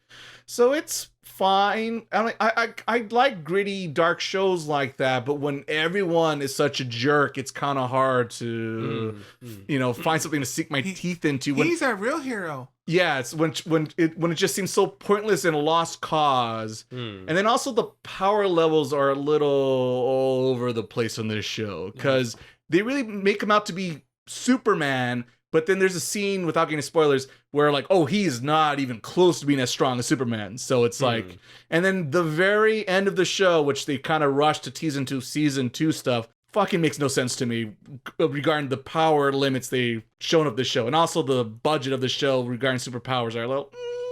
Yeah. So you do have to kind of turn off your brain a little bit and just kind of let the story unfold and try to let it see what message it's trying to tell us. But yeah, it's good might be a strong word. It's fine. It's adequate. I do want to see a season 2, but I'm in no rush to watch it, I guess is the way I would describe it. But there is a season 2 right already? There is, I think, up to season 3, and I think 4's coming. Oh, okay. Because I don't know because I've never seen the first time watching it. I know it's based off a comic book series. And there's someone famous on, I forget, there's a writer, I think he did a lot of Punisher comic books. I think he was one of the co-creators for this series. But yeah. But I just heard a lot of good things about it, and I'm an Amazon user, so figured why not something to put on. But yeah, it's okay. But maybe the next seasons will hook me, and hopefully we'll get the power levels a little bit more in line with what maybe should be, perhaps. So yeah, that is the one big show I've been watching, and then the one video game, which Fire Emblem Engage. is indeed Fire Emblem Engage. Since I have been, Not strategy of the game winner though. yeah, which That's me and Jeff are new, gonna have words. We're gonna talk. You know, all right. that's the new way we're gonna describe it. I'm gonna send. Fire Emblem Engage, not winner of the I'm gonna best send strategy him a game. strongly worded email after this. Yes, perhaps. I'm going to show up on the stage next year and see what it's. Apparently, it's easy to do. Apparently. So yeah, Fire Emblem Engage. I beat it, Frank. I did it. Wow. I did it. How was it? A little unsatisfying, to be honest. Were you overpowered? Yes, I blew the shit out of that fool. That poor fool never saw me come. Did you just grind and grind and grind? A little bit. I wasn't even trying to grind. I was a little bit because so in this game there's all the different emblem rings or the different old Fire Emblem characters, and if you level them up, you get certain abilities and cool skills. And I was like, oh, I want to level up to the max with this character and this and that. And then plus the other thing, probably more of the reason why I kept playing it longer than I probably should have, could have, is I want to see every dumb little dialogue, conversation, narrative beat that's in this game because I'm just that narrative junkie I am. And half of it's like terrible anime, just not, oh, it's a lovely day today. Oh, it sure is. Just dribble. And you go like, but more of it, please. But I've seen it, and you haven't. None of you have seen this dialogue. I've seen the dialogue, and I earned to see that dialogue. He wants to exchange. milk the juice out every drop of this game. Welcome to the psychopath that I am. Once again, this is the guy who played 3 houses, all 4 different runs of that game. But So gotta get all the story. Gotta get all the yeah. story. Gotta get all the story, so that's when I'm not scared to go for all the story. So yeah, and like I for those who don't know, this is my second time playing through. I increased it to hard, but apparently hard wasn't enough. Apparently I need to go to maddening to give myself a challenge now. I've discovered this after playing this second playthrough. I think Frank's gonna be disappointed in me. Frank, I'm sorry, but I didn't pick Fran. Oh, I'm sorry. how dare you? I went for the brother. If that's any consolation. You went for who? The clan, Oh, the brother, the twin, the other twin, oh, that brother. that brother. That brother from Not another the, mother. the other brother. There's a lot of brother. I think there's a lot of brothers and sisters going on in that game. Brother. Yeah, there's like at least 3. Yeah, there's a lot. But yes, I meant the brother of Flan. Basically, aka Deku, because it's the same voice actor who plays Deku for My Hero fans. And because I went for it, because I was trying to go for like, oh, what romance story? And I was seeing all the different outcomes. Like, no, that's not good. No, that's terrible. I tried Fran's like terrible. Like the story with Fran's ending's like just the worst. So I was like, oh, I can't do Fran. And then I was kind of leaning towards Diamant, but then I just didn't use them enough in this playthrough, so I felt it didn't feel real. I didn't believe in the romance. The love wasn't there. It wasn't there. So then my partner was like, "No, what if I just do Yunaka again?" I was like, "No, that's easy. It's too easy." So I went for just because the way I keep calling him Deku. The Deku story goes is you basically become like All Might in this timeline or this version, Sure. which is just fitting with My Hero. And it's like, clan with me and together we'll team up and you'll become the greatest warrior of all time. It's like, it seems fitting. All right, come on, Deku. What? My name's not Deku. Shut up, Deku. So yes, that was my logical choices of making him my partner. It was more of a student teacher than romance thing, so it made sense to me at the time. But yeah, basically because like in the final match, I guess spoilers for Fire Emblem Engage coming up, they want you to defeat all the different bad guys from all the different games kind of in a very cheap, lazy way, but I didn't have to do that because as soon as I broke his shields, I just killed him on my first opportunity. So Yeah, I couldn't do that. I still haven't beaten it. I was gonna say, did you ever go back and beat it, Frank? No, I'm working on it. You're working on it. All right, friend. Well, when you get on my level, come talk. No. When you see those cutscenes, When you get that line of dialogue where they like going to the beach, then call me, all right? Yeah, or they're going to go shopping. Riveting dialogue. They're going to go shopping and they forgot they went to listen. I want to be your friend. Me too. Yay! Ding! And the thing just goes up and now at level A. Exciting, riveting stuff, I know. But yeah, so I mean, it was all right. The big old anime moment at the end has, it's got all the anime cliches joined together to defeat the bad guy. But yeah, like I said, a little unsatisfying was just like, because I was telling myself, I'll beat him next time. I'm like, I could just kill him now. Oh, shit. All right, well, then you die, I guess. I just, you try like just one hit and they're like just like blind light. Well, you actually do your ultimate attack. You do basically like you literally do like a Dragon Ball laser beam at the end, which I did, which I do have saved on my Switch. And he just died. Basically, it was just kind of sad. So, oh well, he does feed in. Breathe on him. And also, boy, I forget that ending's terrible with the bad guy. How bad it is. It's just like bad Naruto villain. Like, oh, let me tell you my set. No, man, just fucking die. No one cares, dog. It's too late. Too late. But yes, that was it for Fire Emblem Engage. Only 155 hours for the second playthrough. That's it? Weak. So yeah, maddening. Here I come, apparently. But yeah, that was majority of my week, and majority of this year, perhaps. Stay tuned. Are you now free, brother? From like you can now play other games. Yes. You get out that tunnel you have of like the little. What's out there now? But maybe this dialogue might be interesting. Let's find out. And then waiting for the next Fire Emblem. Like, well, guess what, boys? I'm going back in. One more time. Is maddening a mode you unlock after you beat the game, or is that available from the start? I think it's available from the start. So it's normal, hard, maddening? Yes, and plus casual and classic as a side option. Oh, the Miles method. Got it. Yeah, I still had classic on for those wondering. Do you remember what I was playing? I think you had casual and maddening. Oh, okay. I was on I done both classics and then normal and hard. And there's maddening. Oh, yes. So you gonna play it again? Or you gonna play something new? No. Something else. Oh, come on. Thankfully there's not. Well, it's not Three Houses where there's multiple story campaigns. I did guy and girl dragon divine dragon. I'm out. Thankfully there's no cousins or nothing else. Now you can marry someone new. There you go. There's always room for another one, supposedly. I don't know. Once again, funny to see those storylines of like which ones, like it's like the L word is like hardly ever used. Like don't say the word love. Don't say that now. No guarantees. They want to spend time Yes, together. we will be partners and something perhaps life, business. I don't know, but let's just say partners. I want to hang out with you longer than 5 minutes. At least there's more options for those who are looking for more options versus the Three Houses and what was the one with the ninjas? Fates. Yeah. Did you like it better the second time around, or was something different? There's the biggest difference. Well, instead of the DLC story stuff, which is like kind of whatever's, to be honest. To me, the most interesting I found very nerdy thing is just the voice actors' performances as the character. Since there's a different male and a female lead, I kind of prefer the male's version just because I think he sounds a little bit more like he's coming, because in the game, of course, you have amnesia because it's anime, and he sounds more like I don't know what's going on a little bit, but trying to be happy while she's a little too like oh boy, gee whiz, I'm ready to be the divine dragon. She's just a little too happy, I guess. She's Mickey Mouse. Yeah, a little, oh boy. Well, you see me, So Minnie excited. Mouse.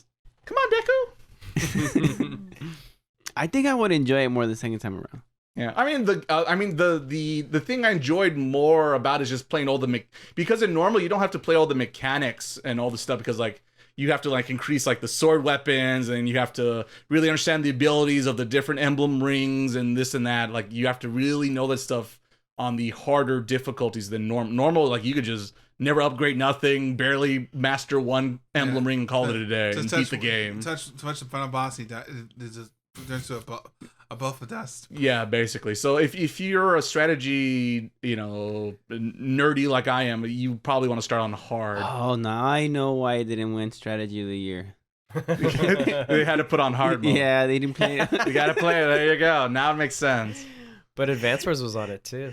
Advance Wars didn't win. I mean, there's a reason why it wasn't because of that. Oh, that remake. Yeah, that remake. Yeah, we're talking about disappointments of this year. I think that's one of them. Yeah. But all right, I think that's enough for Fire Emblem talk in my week.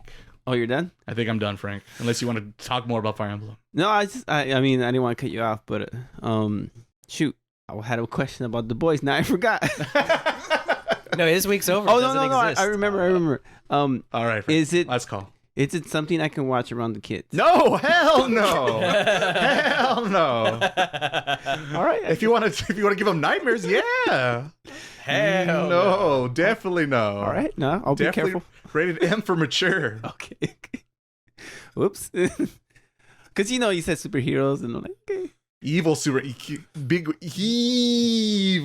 thought we were just gonna watch like the dark side side. There's a lot because I see like a few clips here and there of watching around. It's a lot of like this The first scene, 2020. someone explodes in your face, basically. Wow. Okay, then.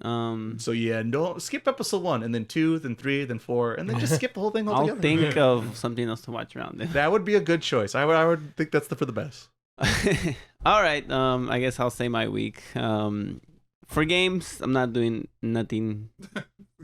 No, just Maple Story. Just do the Oh, login no. dailies. Still here, huh? Oh. We're still Why doing can't I this. quit you? Still. You know what? No, see, I know, Frank. I had the same issue with Starbow. I understand. I've officially changed my my wallpaper to a Maple Story wallpaper. He's back in, folks. Make it Wow. I'm all in. Just can't help yourself. Maple Story's been going on since like, oh my god, That's correct, Eddie. So the long. math is there, correct. I remember people when me and Ray used to work together. There'd be people talking about it then, and even then, it was like that's an old game, and that was that was like 10 years ago or more. Been there since day one. Mm-hmm. Wow. They call it Frank's Maple Story now, I believe. Yeah, he's one of the founders. He's Mr. Maple. They put a statue inside the main plaza, probably. But yeah, I gotta get to 6th job on that. But I don't really want to get into that because I'll talk about it another time Mm-hmm. for sure. I've been watching besides the anime stuff we have to watch. But I don't. Oh God, I have not been watching nothing. I should. I want to tell but I'll save it for next week. Mm-hmm. I caught up on Stranger Things. Oh, right. Not the last season because now that I caught up because I just wanted to review it. Right. Now I'm gonna wait for my brother to watch it. Oh. So I paused that. Working on Better Call Saul. Saul. Oh, good. Saul Goodman. Good. Um, Wait, how far are you? Wait, I was gonna ask, what was the last episode of how far you are in Stranger? What was the end of the season finale for Stranger Things that you saw? the mall thing. Oh, the mall. Oh, Yeah. okay. Also, just the newest stuff is left. Is that Yeah, right? yeah. Okay. So the end of the mall, the brother of what's her? Well, I don't remember. You know what I'm talking about, right? Yeah. They're all Yeah. dead. Everyone died. All the kids are dead. No. You know what? So many people died in that one, and it's like Yeah. I don't know if what they're gonna say in season 4, but it's like nobody cared about these people. There was a lot of people that were like Yeah. just dropping like and turning into goo. I mean, they definitely. I mean, they talk about people. You know. Yeah. They're not gonna be like, oh yeah, who died? And then Saul, where are you on Saul? Right now I'm in the middle of season 1. Oh, you're pretty early. Wow. Yeah, but I've seen up to season 3, but I'm just I was gonna. Oh, ask. you're doing a refreshing. refresher. and I finished Sopranos. Oh, nice. Right. Not that nice, no. You weren't in that The anyway? ending. What did they run out of film? Classic. That is the dumbest ending I've ever seen. And I was talking to my No, it's deep. It's deep, I was Frank. talking to my cousin. He's like, it's supposed to be because, and I'm like, well, they should have implied it more or like made it more obvious it was just ridiculous. I kept thinking about the guy who made this. And I'm like, you're such a jerk. And, like, Coward. I don't know. None of it made sense to me. I feel like it's, Wait, don't give too much away. I might want to watch that. I feel like I was watching wait, you haven't Seinfeld. seen it? I feel like No. I feel like I was watching Seinfeld. Where? Where it's about nothing. I don't think that's on the soundboard anymore. Darn it, I gotta fix that. Season 1 is great. I love season 1, and season 2 is pretty good too. After that, it's like I'm always annoyed, but then they have these, and I'm like, I don't know. And then they have these great scenes. I'm like, oh, I needed that. Just to kind of like explain things without spoiling anything. Imagine me playing Spider-Man, and I'm hating Mary Jane, and then like I'm like, Peter, what are you doing? Dump her. Like, stop letting her take advantage of you. Her Black Cat's available. And then he just slaps her. That would be so satisfying. That's what happens in Oh. Sopranos. Like, somebody's being annoying, and it's like, "Ooh, stop it. And just like something like, oh, thank God, they deserve that. Oh, I see. And then sometimes they would have like these good scenes where just the dialogue is like, yes, you said what I wanted you to say, but I don't know. It just felt like it was meh. It didn't have any build up to anything. I don't know where it wanted to go. Towards the end, I guess, overall, like of the end of the series. Like from season 3 to 6. Oh, I see. I was like- gonna say. And it didn't feel like a gangster show. it felt more like a therapy show. Like, let's figure out our feelings. Right, Which yeah. I don't mind, but just snooze. Yeah, and then it's just the ending was so unsatisfying because it didn't not just because the scene was weird. It's just like I felt that so many things ended like suddenly, and I'm like, did he run out of time? He gave up, or Right. I was gonna say, do you remember the plot device? I think it was the end of the second to last season, where it's like, oh, that thingamabob, it's gonna be a problem. And then like in the beginning of like episode in the next season, it's like, oh yeah, that thing, yeah, it got fixed. Yeah, they did that a lot. Yeah, that was like the worst offender to me on that show. I'm like, oh, okay, now I'm kind of pissed. Yeah, it was. I recommend season 1, and that's it. I was gonna say, what would you be cut off just season 1? You could watch 2, but if you want to end on the high, just finish just it. pull a heroes. Yeah. It's like, and they won. There you go. And that's it. Yeah, so it was. I didn't regret watching it. It was just I was expecting a lot more from what I remember from Doesn't it. hold up as well. No, not at all. Not at all. It's always a bummer, but it happens. That's why you don't go back, Frank. You don't. There you go. You don't go back and try. No, things should stay back where they belong. Probably. I always go back. And to finish off what I was watching this week, I started. I have trouble saying this word, but it's another HBO series, Chernobyl. Oh, Chernobyl. Yeah, I've been wanting to watch that too. Is that good? Yeah, it is. It's like cleansing me from the Soprano disappointment. I recommend it. I'm only up to like episode 3, and I'm like, I was gonna say, how many episodes do you have? Yeah, so Don't want to spoil it all. I recommend it if you haven't watched it. Yeah, I wanna. But it's a little scary for me. I mean, I've heard it's scary. Yeah, so turns out it's one of the biggest human tragedies of all time. That would do it. Yeah, I mean, I was just talking to someone about Berserk, and I was telling them that it was the ending was scary for me, and they were like, "Well, show it to me. I want to see what's scary." And they're like, "You're like a little scary cat, aren't you?" And I'm like, "Well, yes, but you might be right, but the reason it's scary is because when I watch something, I like to like pretend I'm like there or I'm one of the characters. And if I'm pretending I'm there, it's like this is really you don't want to hang out on Chernobyl. This is true. Yeah, it's like we're all dead. Like damn. It's not good. It's definitely not What are you good. talking about? According to was it The Die Hard movie. Die Hard movie. Just a couple cans and and cures all the radiation. Yeah, cures it all out. Boom boom. Hollywood. So yeah, that's I recommend it. I don't even know how it's gonna end, but just watch it. It is very good. I can tell you that. And yeah, I didn't do much. Been busy, but Slacker. I know. Gotta quit my jobs because I know. I don't want you to be disappointed in me. Just quit. You don't need no money no more, Frank. Forget about it. Yeah, you have a podcast now. Can't even finish Fire Emblem because I'm working and you're disappointed on me. I have no game overs.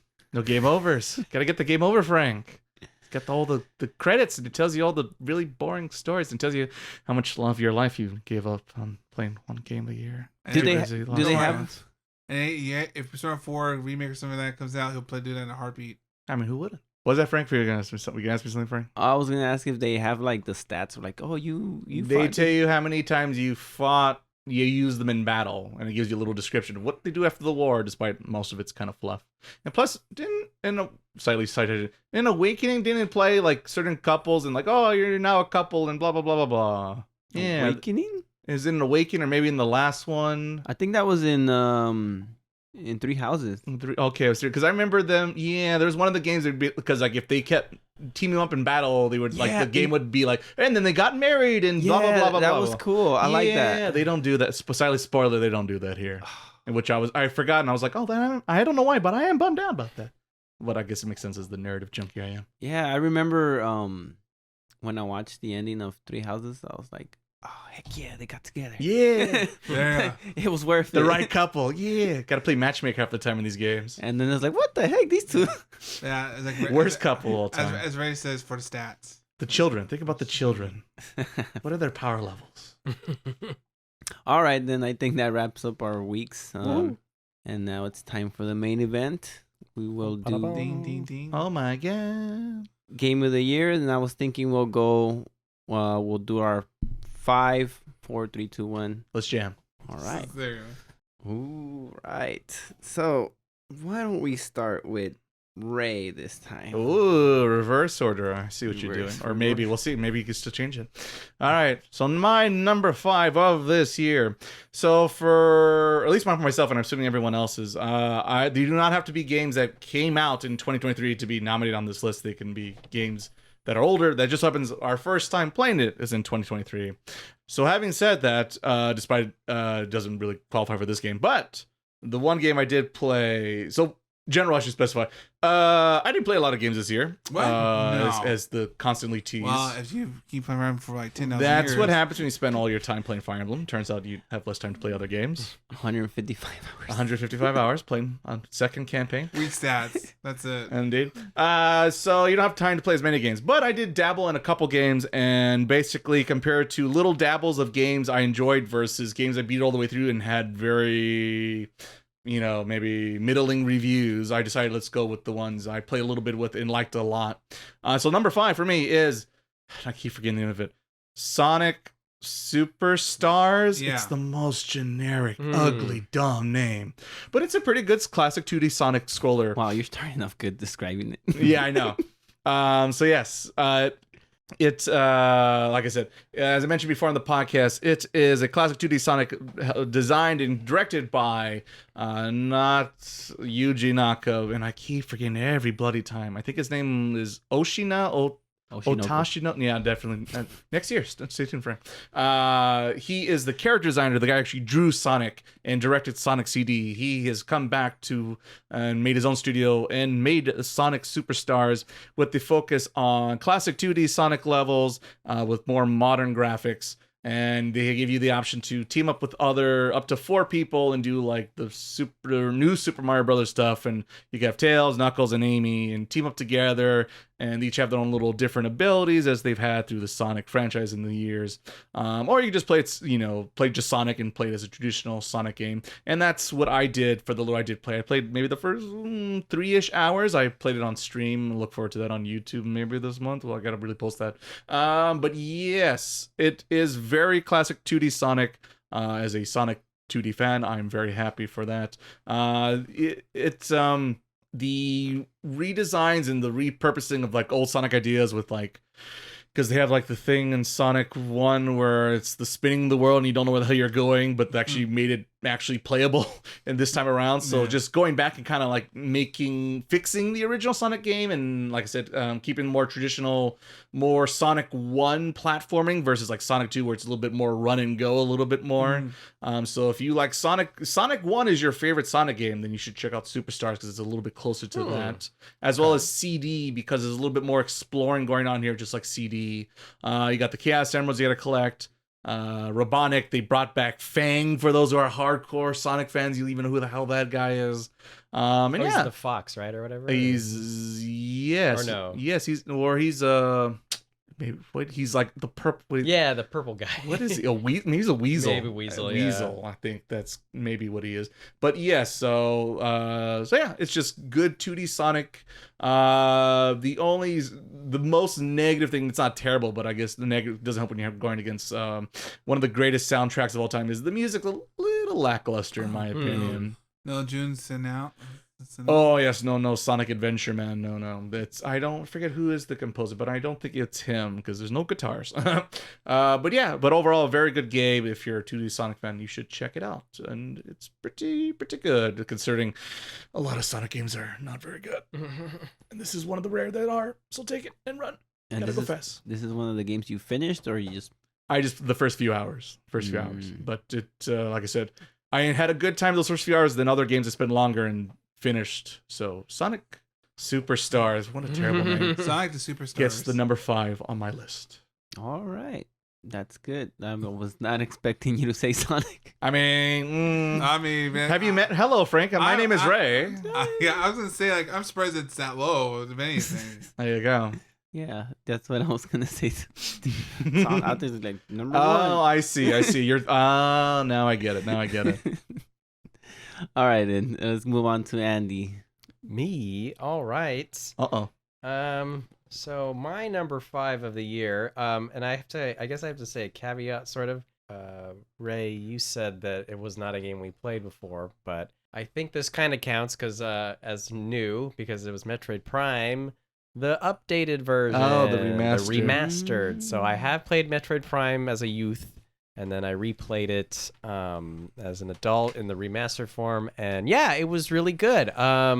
I mean, it was, I think the biggest thing, other than like just the graphical improvements and everything and how it looks, I mean, it looked really good back then. And so it still looks amazing now. Yeah. And like, even like any tweaks is like, oh, okay, this looks amazing.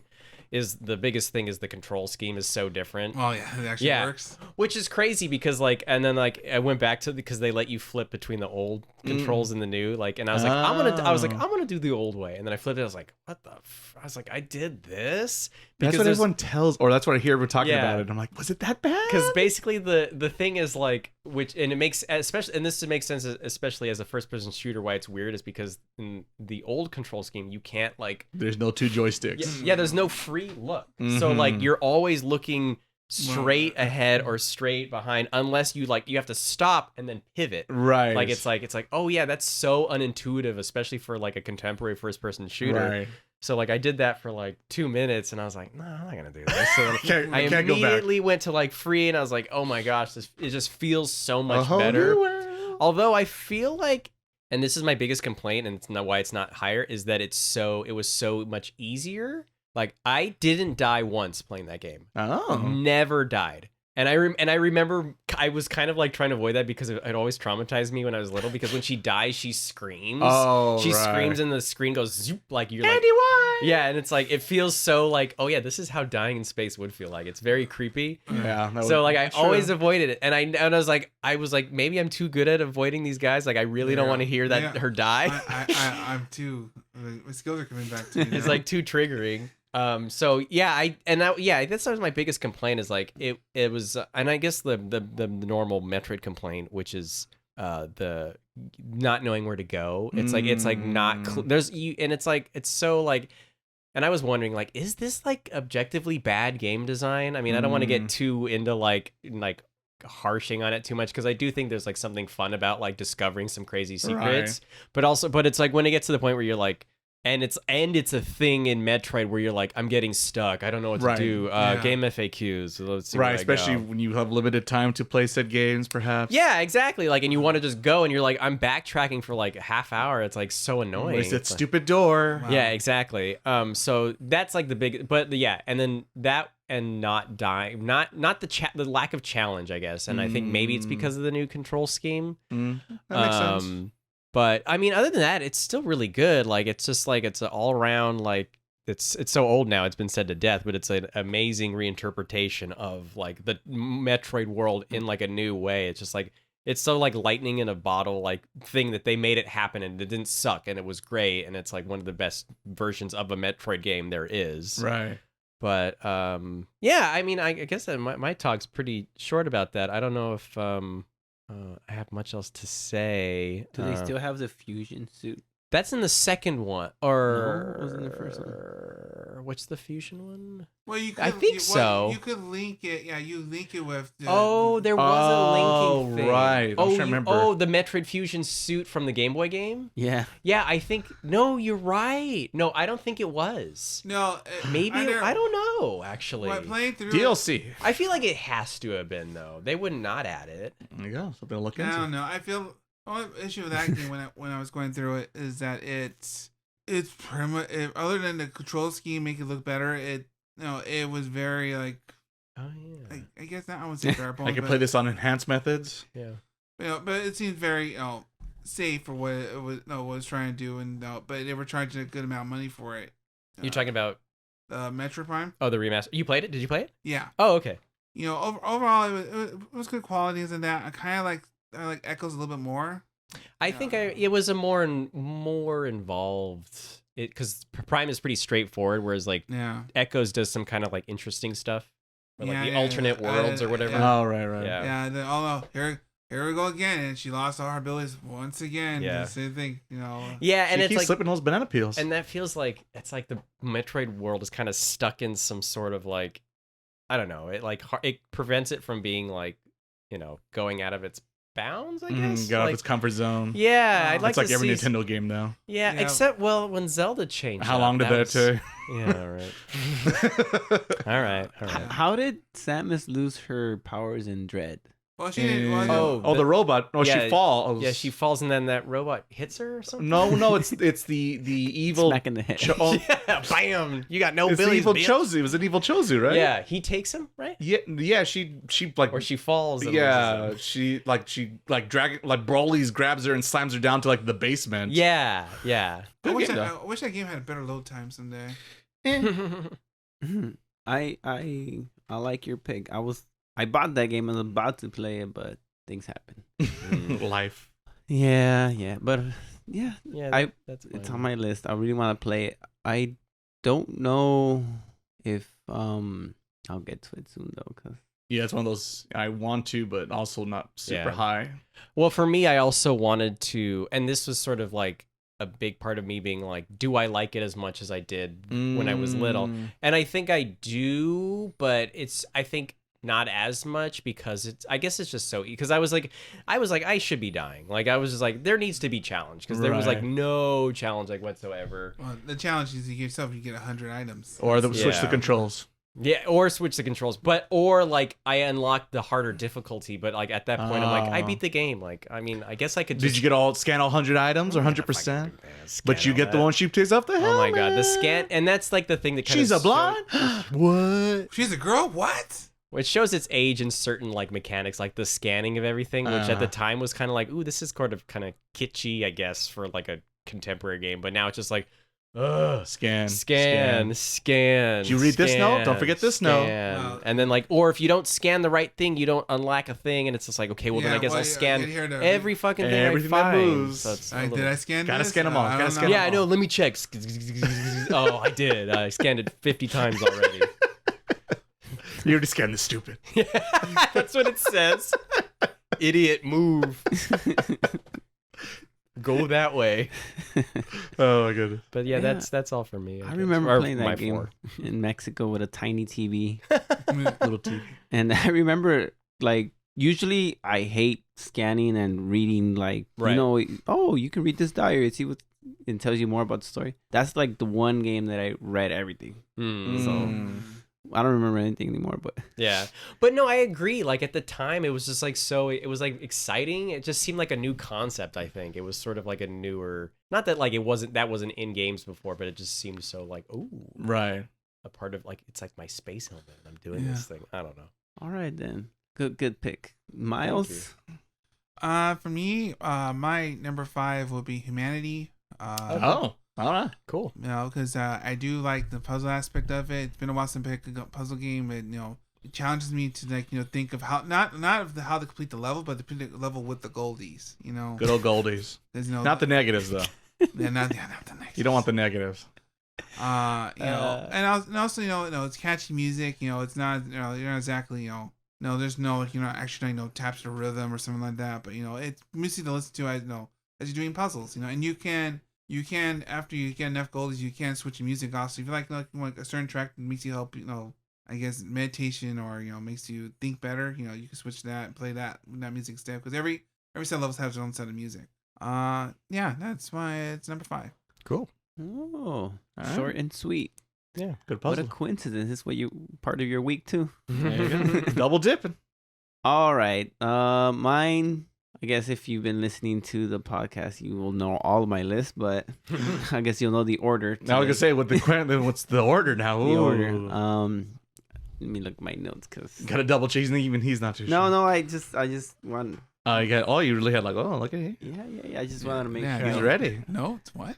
What? All right. So for me, 5 was Zelda, Tears of the Kingdom. Oh wow. Oh. I'm surprised. Just it's that barely low. made it. Snuck in. Snuck in there. But you know what? All these 5, they could have easily been number 1. All of them. Okay. So That's very nice to say about them. Got the percentage points out of you. The decimal points. it's just little things here and there. It's like you're talking about your kids. I love them all the same, but Yeah. here's the ranking of But them. here's the one I actually love. And then they're all different for each kid. Oh, this is the real list. Oh, this Yeah. is the real list. Oh, you're number one for sure. Here's the best performing kid. How much did you beat Fire Emblem? All right, so what I wrote down was the gameplay was fun. I had a lot of fun playing it. But the story, I think it missed opportunities. I think Yeah. it was repetitive. Oh yeah. I think Perhaps. Let's hear that fucking arc over and over again. This is what happened. Yeah, we know. Tell me more. and And we still lost. Yeah. We suck. Every But you time. got him, Link. You got him.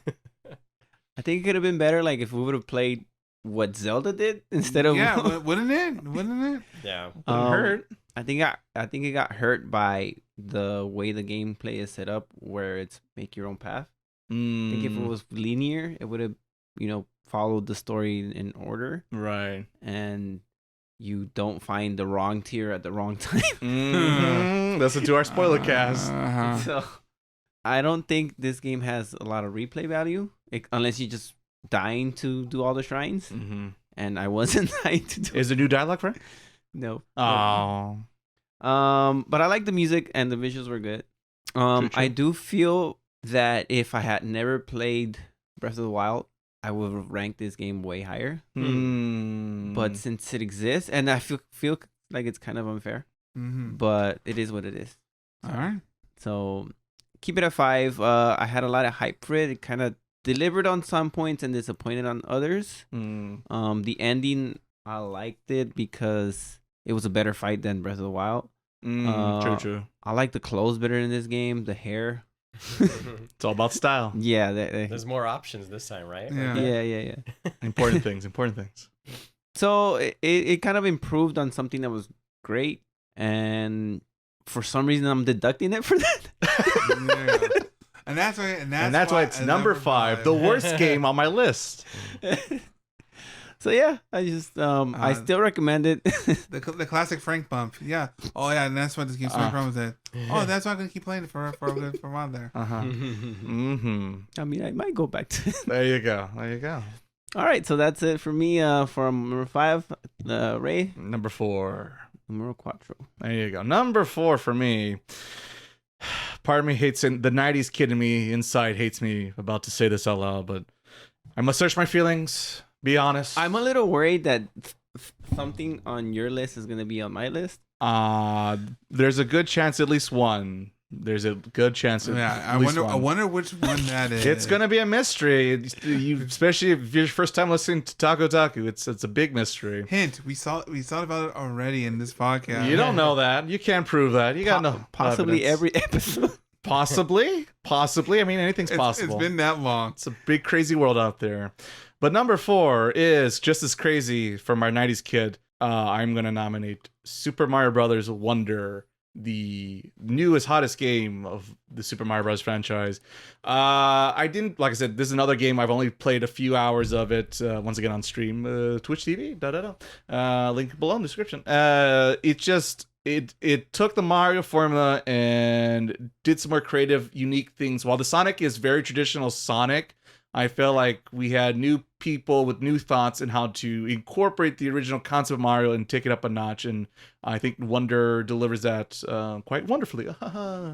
And it's just refreshing to see, just new blood, new ideas, new concepts. I think it's very cool that, it's not only just Mario and Luigi, but you got Princess Peach and Toadstool and the Yoshis. You got all your favorite characters. So, as we mentioned, or Frank kind of teased that before, that, a playable Zelda would have been nice. So at least we got a playable Peach. So, yeah, some changes and strides here. Someone's doing something right. Yeah, someone's listening to other people out there. So wrong game though.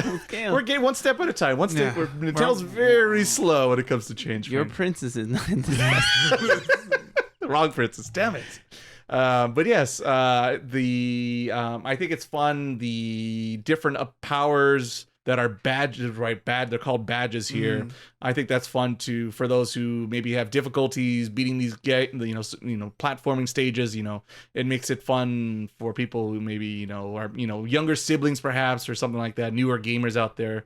It helps them get a chance to play the game and beat the game. The fact that you can do a lot of co-op stuff, so play with the whole family. I think it's a nice, cute idea.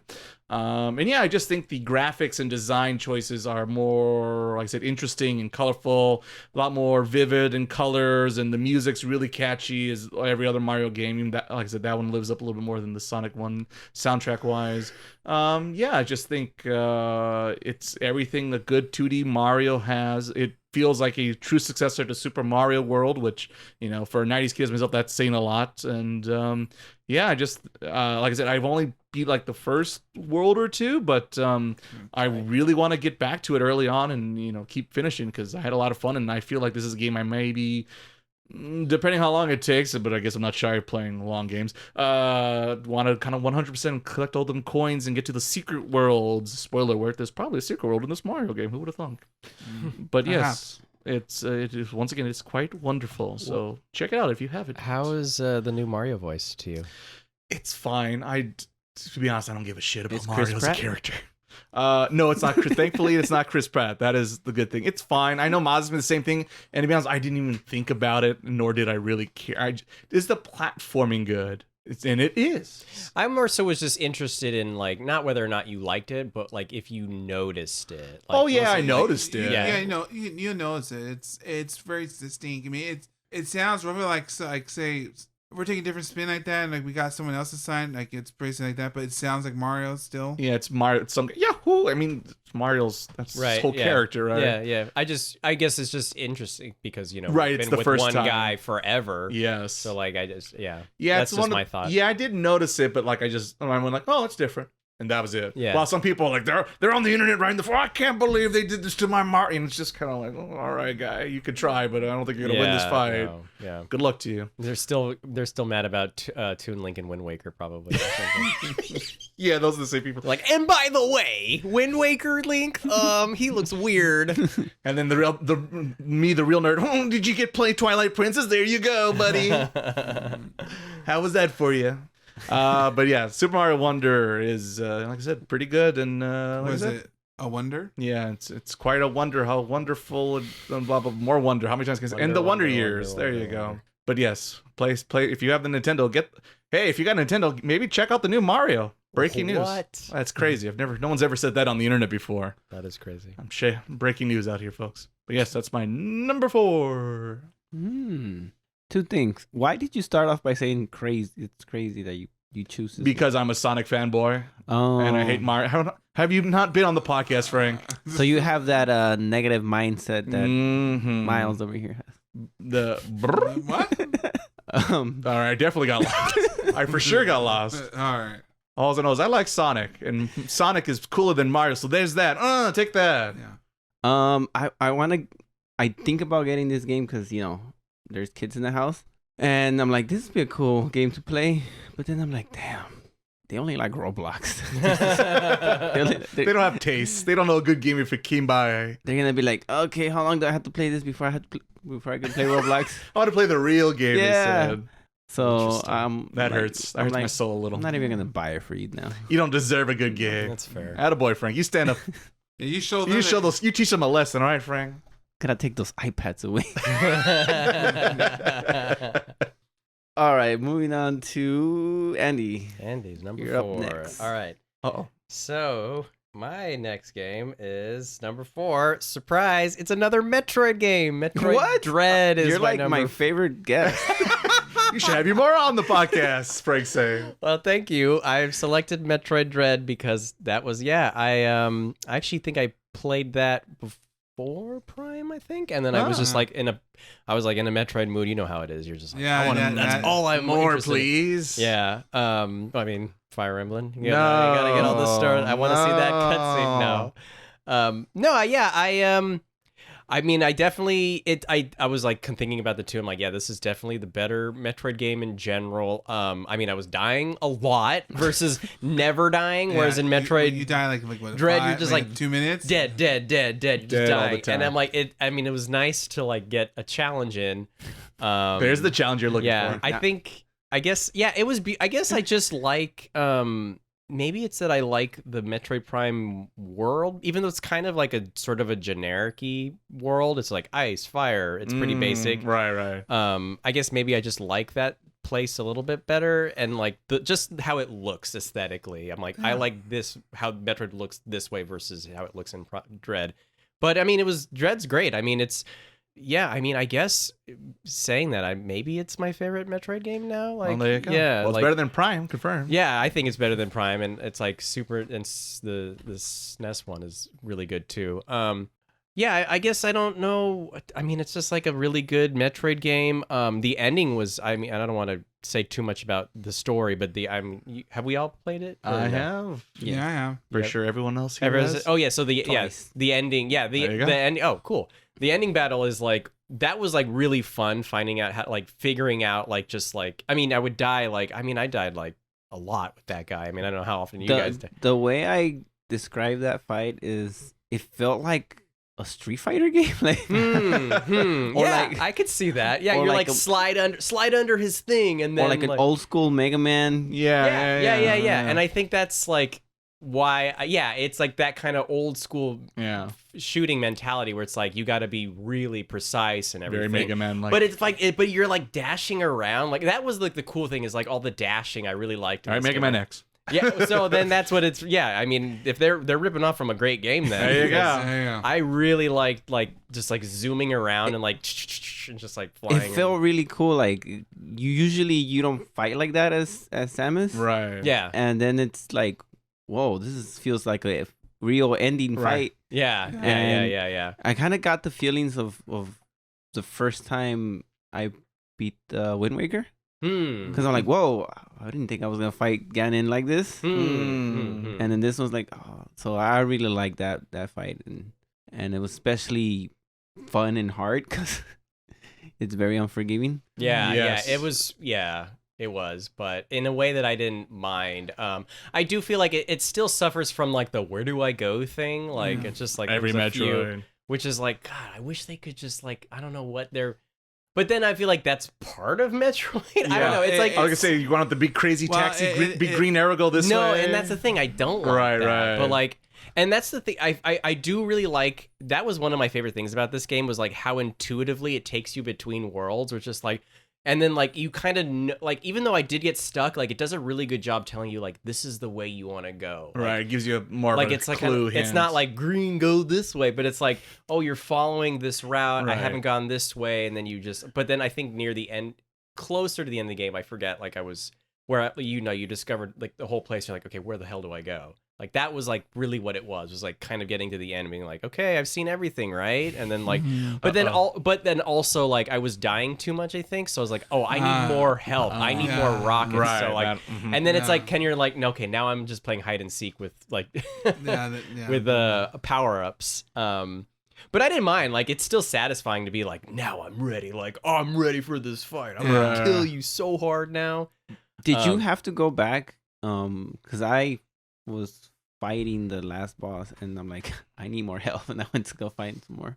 Well yeah I mean I would die and then like I was like okay I guess I'm not going to the boss now and I would just like leave and I'm like all right I'm out of here I'll see you later I'll fight you later because I'll be back. Yeah I would have to go find something. Yeah there was like I mean I guess like a few of the bosses are really cool too like they generally like they have some really good bosses like the one that stands out I mean Crate was really I do like that. And that was like another thing that I feel like Metroid has a problem with is like, look, Ridley's back, Krate's back, all these people are back. And I think this game did a good job about like not doing that because I don't think Ridley's in it at all. And there are like is there I don't even remember. Are there Metroids in this? I mean, there's like I guess you are a Metroid, right? Like that's like the point of the story. It's like you're part Metroid, so. But yeah, like I just remember like there's like a really good water boss that kind of does the I mean, I feel like it's just like the bosses were just like the really big standouts. Yeah, no, I guess I don't have too much else to say. Yeah, that's my number 4. I really liked it. Only 4? Yeah, no, I got some good ones. I got a one that I know you love. It's called Mario Kart something. Guess which one? Keep it suspense. You were my favorite. And now fucking plummet. There you go. Stock's going down. Sell. All I can say is Metroid very good, but the timing on dodging the robot thing is stupid because that prompt is a lie. Yeah, There's a prompt and you need to hit it before the prompt comes. Right. Yeah, that's true. That's yeah. my biggest complaint. I did like that mechanic too, like the whole like kind of like that's sort of also kind of like an alien thing where like running through space is cool. I like the idea of it, but I don't like the game telling you, oh, just time it just right. But if you go by the visual cue, it's never right. Yeah. And I only found that out after just playing and then once you figure it out, like you dodge it every time. Yeah. So it's kind of one of those. It's a bummer that no longer the robot's a threat, and two, why is the visual cue always wrong? Yeah, it's a bit of a misused mechanic. Yeah, I think, basically. in a way. Not, I don't think it's as bad as you think it is, but it's still like they could have done maybe a little. Yeah, I feel like they half baked that one. Need a little bit more longer in the oven. Good caught. And that was the thing is, there's also that, which rarely, only the times when I went, shit, dead it, damn it. Yeah. Good All game. right, cool. Right. Miles, you got Metroid too? Metroid? No. My fourth game this year is Final Fantasy 15. Oh, that's surprising. What? Why did not see that coming? Well, because see, to me, regardless of whatever happens at the end, because we're not gonna go through that mess. I do like the aspects of you and your homies going around, the whole aspect of them like camping out, going around, taking care of this, taking care of the enemies here and there, and the fact that you get a sense that these guys they all hang out together. They have conversations in the car, or there's a whole sense of of everyone togetherness. Maybe that's the way to put it. That's cute. Oh, minus all the shenanigans story wants to go with. I do believe that these guys they're all like generally their best. They're friends, right? They stick with each other. They know each other's quirks. They deal with each other's weird habits, things like that, and they're having fun along the way on this journey for a very serious situation till the end. Yeah, so that's pretty much it. Unexpected. But Indeed, concerning the last episode, we talked about the ending in particular. You pulled a Frank. I was gonna say pulling a Frank out here. All I'm saying is before the ending, because it gets very Kingdom Hearts-y ending at the end. The game, Bros being bros is good. Yeah, that's what it's. I was expecting that aspect until we got, and there's the light and light and darkness, and it goes down. True love will help you beat the bad guy. Yeah. And I gotta eventually beat the DLC eventually. I know that. So there's that as well. All right. It's never over. A nice surprise. I not one of my favorite Final Fantasies, but I did enjoy playing it. It just didn't feel like Final Fantasy. That too. In the end, it really doesn't. It's like a Kingdom Hearts with a Final Fantasy skin on it. So the best way to describe it. They put the DLC. Yeah. All right, then I guess I'll go with my number 4, which let me remember what it was. It's Fire Emblem Engage. All right, well, nice having you on the podcast, Frank. Yeah, all right. Thank you. Not strategy game of the year winner. Yes, I forgot. Fire Emblem Engage, not strategy game of the year winner. There you go. But it's Pikmin. Maybe not the second one either. What, you didn't like it, or no? It's the you wanted it higher. I wanted higher. Oh. Okay. Oh well, I guess I'll go to my notes why it's not higher. There you go. Okay. Let me open up that URL. Let me go to the Frank notes. Let's see them Frank notes. As I said so. Oh, okay. Franknotes.com. All right. So like Zelda, the gameplay was fun. Actually, this gameplay I like more than Zelda. I could just go any level and just have fun playing it. Mm-hmm. And with Zelda, you get tired of killing the Bokomoblins. Yeah. True. And I think what sets it apart more than Zelda is that, to me, this game was challenging. Mm-hmm. And especially on maddening.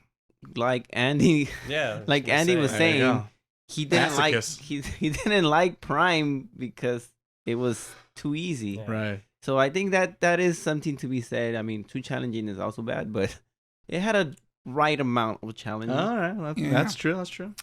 I think it has more replay value than Zelda. Mm-hmm. The story, it started off okay, and then it dropped off a cliff. A little bit.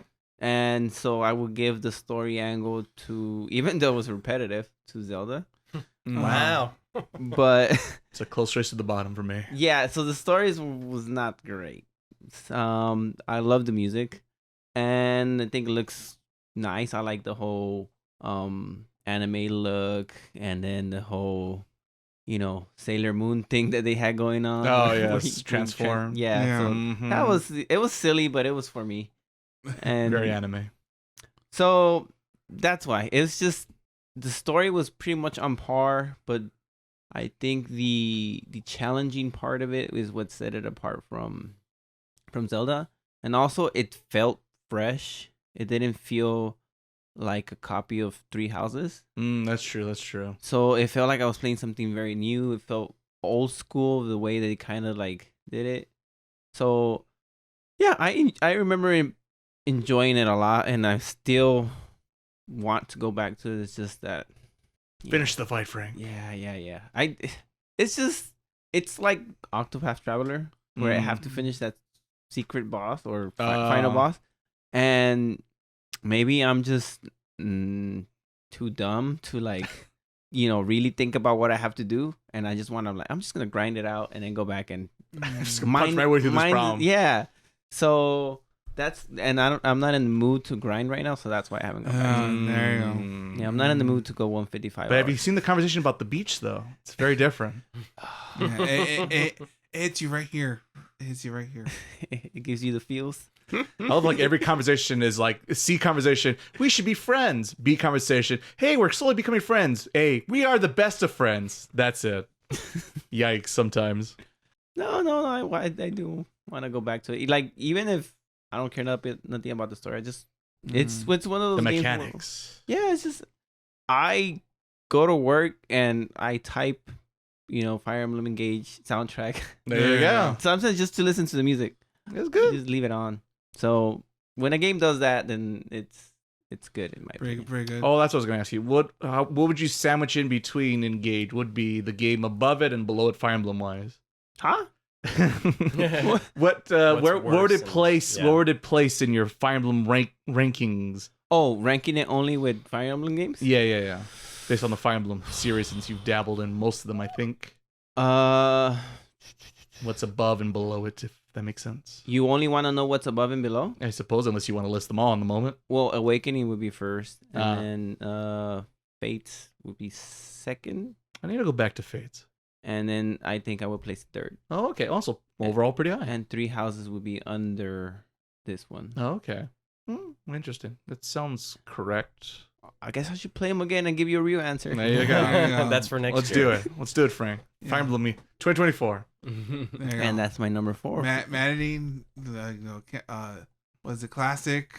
No hands. There you go. All the hard difficulties on, please. All right then, Ray. Let's hear your number 3. Alrighty, number 3. An actual game I actually sunk my teeth into a little bit with being... I'm trying to remember what the... Fire Emblem Engage. No, it's too soon for much too soon for Fire Emblem Engage. Really? Too soon, because it's time for The Legend of Zelda Tears of the Kingdom, coming at number 3 for myself. I'm trying to remember what the hour count was, but I don't think that game really tells you directly. But I easily spent probably 100 hours in that game, so Yeah. a decent amount of time. We talked about it quite a bit on the podcast. Listen to the different episodes on the feed. But yes, slightly skeptical, being a Breath of the Wild, 1.5, if you will. But honestly, I did think did change up the formula just enough. I think the abilities you get in this game, I was more interested into.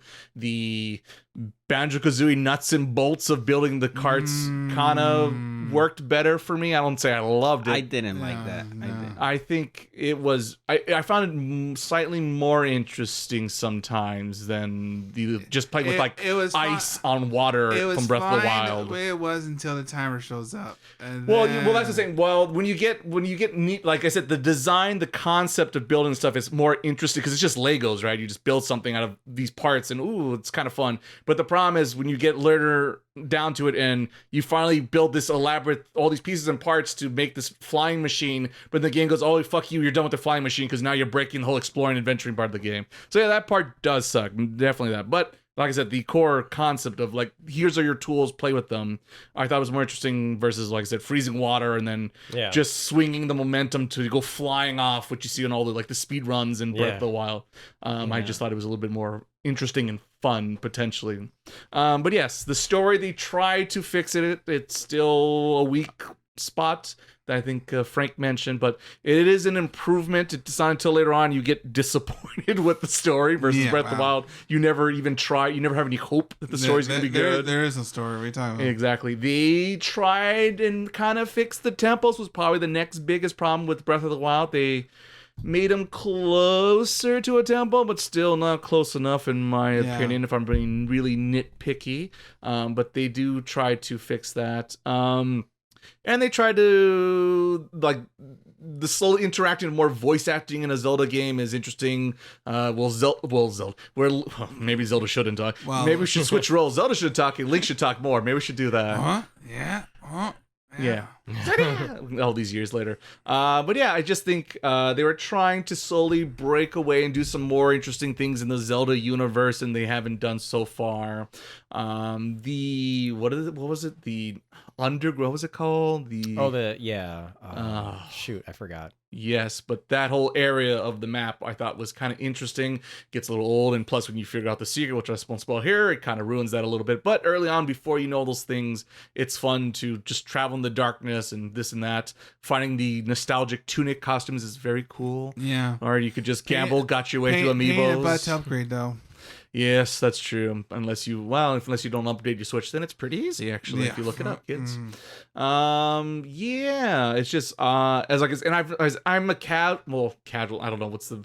Not a hardcore Zelda fan is maybe the way to describe it. Since I'm a casual nerd. What? Something like that, because like I said, when you grow up with the biggest Zelda nerd, it's hard to take that crown. What was it? Was it me? Yeah, who is this person? So yeah, I just think it took Breath of the Wild and made a little bit, did a couple new, just enough twists to make it refreshing and neat. It's a pretty enough game for a very old hardware. Nintendo, please make a new Switch soon. And yeah, I just think the exploring, adventuring is still solid. The sky stuff could have been maybe a little bit better if I'm nitpicking once again, but overall I liked it a lot. I spent a lot of time with it, and yeah, and hey, Frank mentioned, the ending's a little bit more exciting too. So, and Ganondorf, and I like punching Ganondorf in the face or stabbing him with a sword in the face sometimes, perhaps. But yeah, Tears of the Kingdom, it was worth most of the hype, even if you break the story elements like I did. Once again, listen to previous podcast episodes. Yeah. It can be a little jarring, but once again, but that's, it's the choice when you make a choose your own adventure kind of style and linear styles. Something's going to have to give, and apparently give a little bit story wise here and there. But once again, really good game, and if you were hesitant like I was, but just a 1.5, it's actually better than that. So check it out. There you go. Recommendation of number 3. Getting points. You're my new favorite guest. Yeah, this week, like the next 5 minutes. That'll change real quick, I imagine. All right, Andy. Let's see if you're gonna stay the favorite or not. I might lose some. Well, I'm gonna cheat a little bit here. So, there goes Mario Kart. Well, no, it is Mario Kart 8, so that's kind of what I did. But I also and Miles. Well, and then I realized I kind of maybe did the list silly, but so I also I kind of put F-Zero 99 / Mario Kart 8. just heck with the number. I know I'm cheating like crazy, but I guess I basically wanted to because I don't have a ton to say about Mario Kart 8 other than it's really good and I like it a lot. But I got into it because of F-Zero 99, and I think F-Zero 99 is maybe my favorite 99 battle royale sort of thing. I see. It did a really good job because I had played F-Zero on the Game Boy Advance, that was my introduction, but I never got into it. I was this is an old I feel like it was for me at the time is this is an old kind of game that's I can't get into that old kind of game. It's a little not for me. But this this turned it around for me where I was it's the F-Zero 99, I mean, obviously it's basically an F-Zero game with 99 other people on the track, obviously. It's gonna be one. Yeah, but it does add new mechanics that I think kind of like help it like elevate it and like make me appreciate like the older ones more too, where like they added a whole like sky, like I don't know if you know anything about F-Zero 99, but like there's also like they added it for a sky ramp thing. Like the maps are like, and that was like something crazy to me, like the maps are basically the same Super Nintendo maps. And I didn't know that. Like I was like, oh, like this is literally the same like Big Blue that's in like the game from 1994. And I was like, oh, that's really interesting. And but like they add like the sky ramps to like add like a competitive like nature of like how like it's essentially like a fast pass Right. up top. But yeah, I got really hooked into it. Like my first time playing it, I was like laughing my head off because of how insane it is. Where you're like driving on like a little track, but there's like 100 people like just like bumping into you. It's just like it was like insane. And then I got really really hooked, and I never got first. So like that I was like gonna say, I never, and that's like the most frustrating thing, especially like I feel like there's certain battle royals where it's like I'm never like, because they're always like the people from fucking Japan, like I can't read their name, and they're like, and you look at how they were good born with the F-Zero. they're just like, yeah, these are probably people that played it like in 1994 that like I know all the nuances, and now I know this new thing. Should, so like I'm like I should have been playing. Where were you, Andy? Where were you? I should have been playing the Game Boy Advance game is what I should have been doing, because then I'd be ready for this. Because like now I'm like, oh, I get it now. Like I don't think I really understood how to like control the ships in that game, but like this forced me. Like I'm like, if you don't know how to play this game, like this, you better like, otherwise you're not gonna. Right. So like I made myself learn, and it wasn't hard at all. Like I was like, oh, I just need to do this. What's the closest you got? I think I got second. Oh, okay, okay. But that was like when it first came out, so like I feel like everyone was idiots. That was your last chance. So, but I still like. I mean, I haven't played in a while, because I got frustrated. But like, I would get top 10. Like, it's not uncommon. Like, I would get top 10 pretty frequently. And like, it got to and that was like one of my other favorite things was like, it was like when I started, like I would die so much, and then it got to the point where like it's like, let me do like a Grand Prix and see if I don't die. Like at first it was just like, just don't die. Like just get through the maps. And then it was like, okay, don't die. And then also do better. So like it kind of created like this whole like crazy like competitiveness. Like ritual things like that? Was that? Like a ritual like for you to keep playing it? Yeah, I guess so. Yeah. And then, I mean, long story short, I was just like, I'm tired of losing this. So like, I want to play Mario Kart. And that got me into Mario Kart because I was like, oh, I can get first place in these games. And I was playing online. I'm like, oh yeah, I can win this sometimes. Versus like never with like the crazy and insane people. But yeah, so I'm cheating. My number 3 is F-Zero 99 / Mario Kart 8. A lot of cheating going on around here today. I'm cheating pretty bad. All right. I guess I won a lot of Pac-Man. I don't understand how this beat Metroid, but all right, now I didn't think about this right now, but I'm joining Frank. I think I'm joining Frank out here. I think it's just Dread and Prime, not what. I'm enjoying my experiences more. But if Fusion come in 6, it's like I heard so much praise about Metroid. I was like, you know what, Andy, number 1. Let's go. There you go. And then now as Frank's like, I and then you go by saying like, oh yeah, by the way, this horrible game is better than this game. Here's some shit, and it's great. You really don't like Mario Kart? Wow. Nah. No. God. Not a Mario Kart Wow. guy. All right. Well, All that's right. it. Can't move on fast enough. Let's see. All right. I guess for mine, number 3 would be the Honkai Star Rail, because I played it too much this year. Okay. Fun for the waifus. That's all right for you. Yeah. No, it's bad. If Andy's going to jump in, okay, here we go. Wait, what is it called again? Honkai Star Rail. It won Mobile Game of the Year this year. There you go. No, not for you. Yeah. Not good enough. Just like Metroid Prime and Dread. Okay. I like it. We're just going on in a circle here. Yeah, I like the story a little bit more than Genshin Impact. Maybe because it's more like, so in space, things like that. The character's kind of neat. The gameplay is more easier to do repetitively, to get to grind and things like that, to get certain items to level up certain things. No, just the gameplay, because it's like a lot of Persona turn-based. Find the weakness. Finding this, hit it and hit it again. Especially you have like a certain a bunch of characters do the same element. That's when that's when you just keep stacking. And I know, and actually too, for a bit there, how what DPS and what all the RPG terminology, things like that, get used to it. Yeah, so that's why it's number 3. Nice. I wish that Genshin Impact and Honkai Star Rail flipped gameplay Yeah. because I like the world of Honkai Star Rail Yeah. more, but only dreams. It's the next game, Frank. Next game. Next game. Yeah. Oh yeah, that's ZZZ. There you go. Yeah. Maybe I'll check it out. I'm vaguely curious. The problem is, like, I just feel as soon as the gotcha, spend the money mechanics kick in, I'm like, all right, I'm done with this thing. But look how cool the character looks. Though. There you go. Oh, you were saying something? Oh, no, I was just going to say, it's going to have to be a very pretty waifu to cough up the money.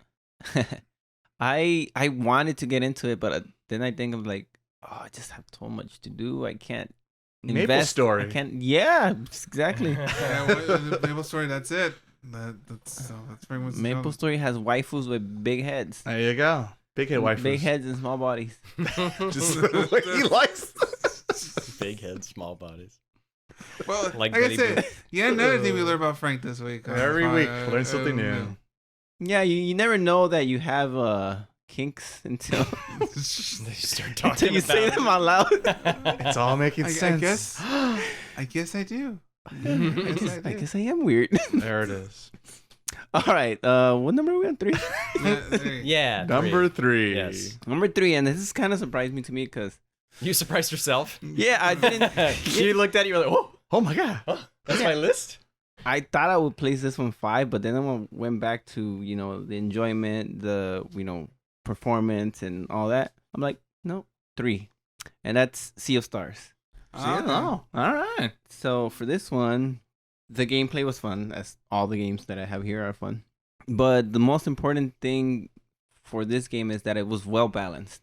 So there's, I don't know how many characters, 6 maybe, and it was well balanced. Like, it didn't feel like, oh, use this character because this character's overpowered. They all had their uses at points, and you could also like not use a character and not feel like you're like missing out.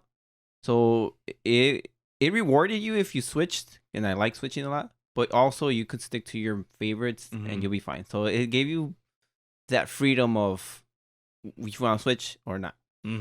So also it's like old school, but Right, it's very so traditional. it looks retro, and the music. It looks cool. I was just looking at it.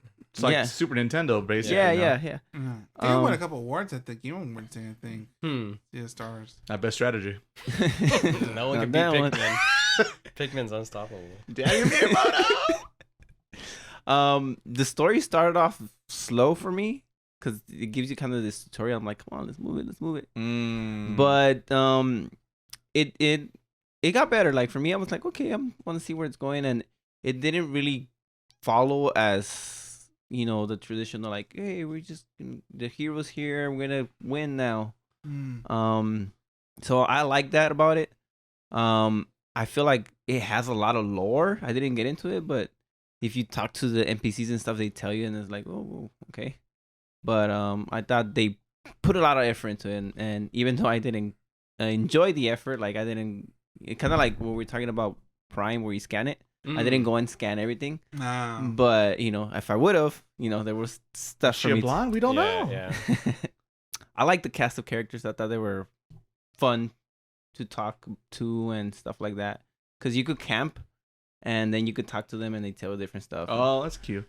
But this could be a negative, or it's just kind of like a funny thing. I feel like the main characters weren't the main characters, because there's this one character who has like a ton more lines, and it's like, wait, is this the developer that put himself in the game? And he's like, so that was kind of weird for me, but I can see that. kind of funny. What else did I do? Did he Kojima himself in there? Like, Right? Yeah. Oh my god, he cannot help himself. Oh, thank you, Snake. That's still the best. I don't care. That's still the best nonsense. Yikes. Very special with VIP or something. Yeah. Oh yeah. It has good replay value. You beat the game, but then you can go back and just collect stuff, and it's actually for a purpose because you have to collect all that stuff to get the different ending, which I didn't do because I know. I'm sorry. I just like ooh and can feel the disappointment. Highs and lows. I just have to investigate one thing about it, because it gives you a way where it doesn't tell you exactly where they are, but it says this general area, but it doesn't tell you how to get it. It doesn't tell you like. So it's a Metroid. Yes. I kind of have the same complaint. Like, come on, I don't have time. Where's that green arrow? Yeah. But the thing is that there's this mini game which I hate. Hate it.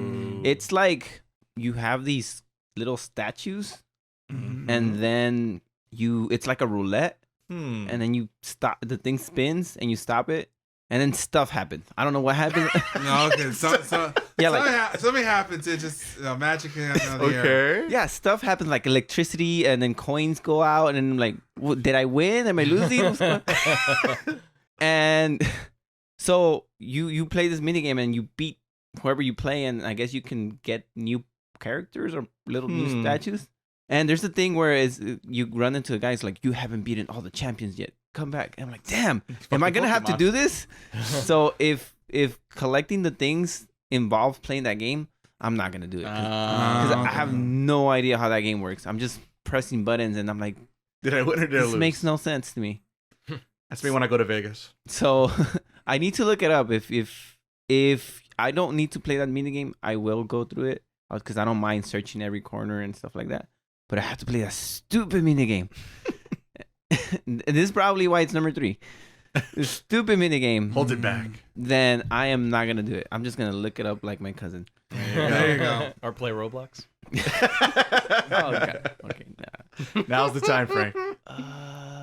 I'm trying to figure out what's better, this minigame or Roblox. I think that you can find this on Roblox. Wow. Yeah, probably.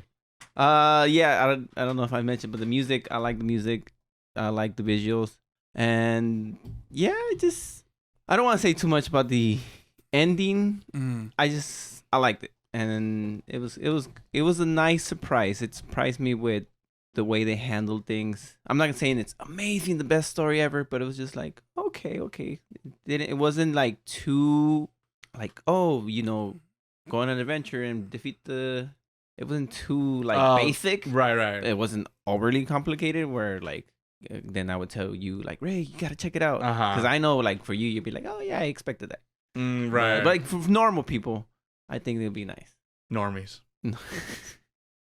So yeah, that's my number 3. I didn't expect it, but I need to add this on my list, and I think it's even on the Game Pass, which I once again have. So it is. I need to check it out just for that. Yeah, I recommend it. Just the beginning, bit slow, but slow. Yeah, but it'll get good eventually. Then it picks up. Most JRPGs.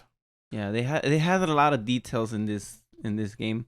Like for example, there's one area where you hear the music, and it's just like the music, and then there's one part where I guess the chorus it goes and there's these mushrooms in the background who are singing that song. Oh, I thought that was sounds like Mario Wonder. Right, yeah. Yes. The same thing.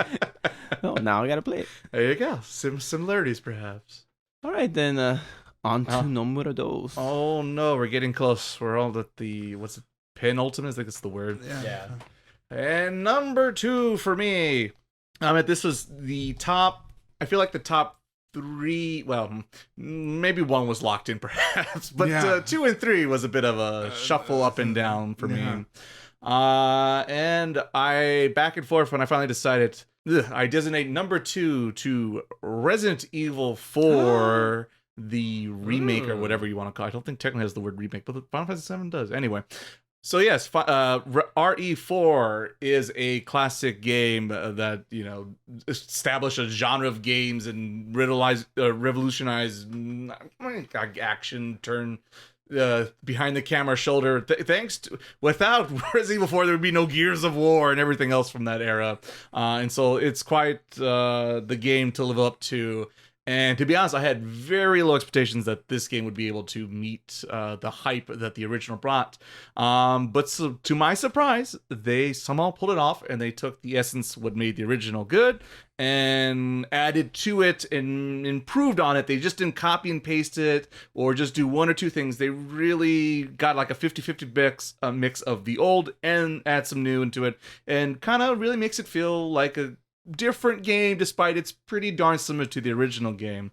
I think so people who are looking for those like cheesy one-liners and those certain monster fights, they are pretty much all still in here. They might have added one or two shuffle remixes to them, similar to those who remember the original RE1 on PlayStation and then of course the RE remake on GameCube. It's similar to that kind of vibe where they do just enough things to keep it refreshing, interesting, and also, new.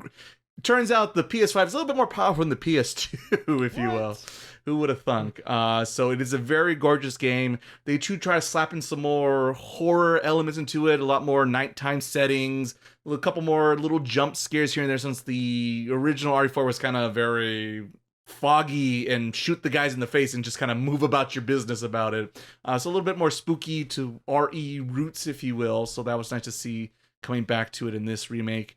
They try to implement Ashley more as a character than just the damsel in distress who you shove in a garbage pail half the time. And then have to escort along. Yeah, all the time, right? Yeah, she's not screaming Leon half the time, so that's a plus. I think it feels like the world is a lot more natural and makes you feel like you're really on this great crazy adventure in middle of nowhere Spain/Europe, versus I feel like in the original RE4 it feels like almost like an arcade, like here's the level, next level, here's this level, next level, here's this thing. I can see that. Yeah, but in this remake they give you, like I mentioned earlier on, where you get to the lake and you can see the castle in the distance, you can see all basically the different areas you're gonna eventually get into the game if you're familiar with how the game's supposed to go. It just feels more cohesive and natural when Leon goes through these rooms and these areas, he stumbles onto the other ones. Cool. So it's just a lot more natural. The storytelling, who the fuck Krauser is. Wow. I believe I mentioned that when we had Paul on a while ago. It's like, who the fuck's this guy? And in this game, it's like, that's nice. Little backstory and history. And when they have their conflict, there's a lot more drama and like dialogue exchange that makes you like kind of want to get into these characters a little bit more, which, it's not a thing most Resident Evil games even bother trying to do. Just that. I just think, like I said, I had very low expectations, and yet it delivered it. So I was quite pleasantly surprised with the turnout that the RE4 game has. There's still the Separate Ways DLC I haven't played. I've been meaning to really get to it, but I really haven't. But yes, it's a pretty game. It looks gorgeous. The gameplay is what you know and improves upon it. The satisfying of leveling up the gun to the next bigger, sillier gun. You got to buy and trade in and then collect the jewels. And you got, if you're a collectathon person and you want to, get a 100%, that also scratches that itch if you're that kind of person as well. And yeah, just like I said, the gameplay mechanics, the characters in the story. I'm the weird guy who, for some reason, I'm interested to the Resident Evil lore. Like, no one really gives a shit about that, but I do for some reason. It's interesting. It's weird. It's weird enough. And that's the way to describe it. Yeah, there's a lot of nonsense happens in those games. And that happened. That's how and that's why Wesker is white. And that's why Wesker is a Matrix character for some reason. So yes, it gets sillier and sillier. Thankfully, this game is not as silly as I recall some of the things they do in this, even in the remake. And a lot of the silly stuff, they actually do keep most of it intact in this game. So if you want that little campiness, you still have your little campiness as well. So if you were like me and fearful, don't be. The water's just fine. Come on in, kids. I'm interested now. Bring the harpoon, though. You might need the harpoon. Yeah, there you go. There might be something in that water, perhaps. But yes, that is my number 2. That's a good one. I think that was one of the nominees of Game of the Year. Yes, I believe it was. And that's the one I was rooting for to win because Tears of the Kingdom was on it, but I was like, as much as I like Zelda... It's more like number 5, right? I mean, before playing it, I would have said, yeah, it's got to win. But then I played it, I'm like, being fair. So it was Zelda and Resident Evil, and I'm like, the other ones, I had no idea what they were. Oh, right. So I'm like, I hope Resident Evil wins. There you go. Based on hearing what you had been saying about it, I'm like, it's got to win. And they let us down. They let us down. What the hell? I guess Baldur's Gate is that good. Man, this Baldur's Gate, I better... And Pikmin. Damn. Damn you, Miyamoto. No. All right then, Andy. Maybe you can come back to number one, Sure. but we'll see. So we know where to go from here. So my second choice for best game is Tears of the Kingdom. Oh. All right. Okay, that's a improvement. All right, Miles, your turn. Mine's actually funny.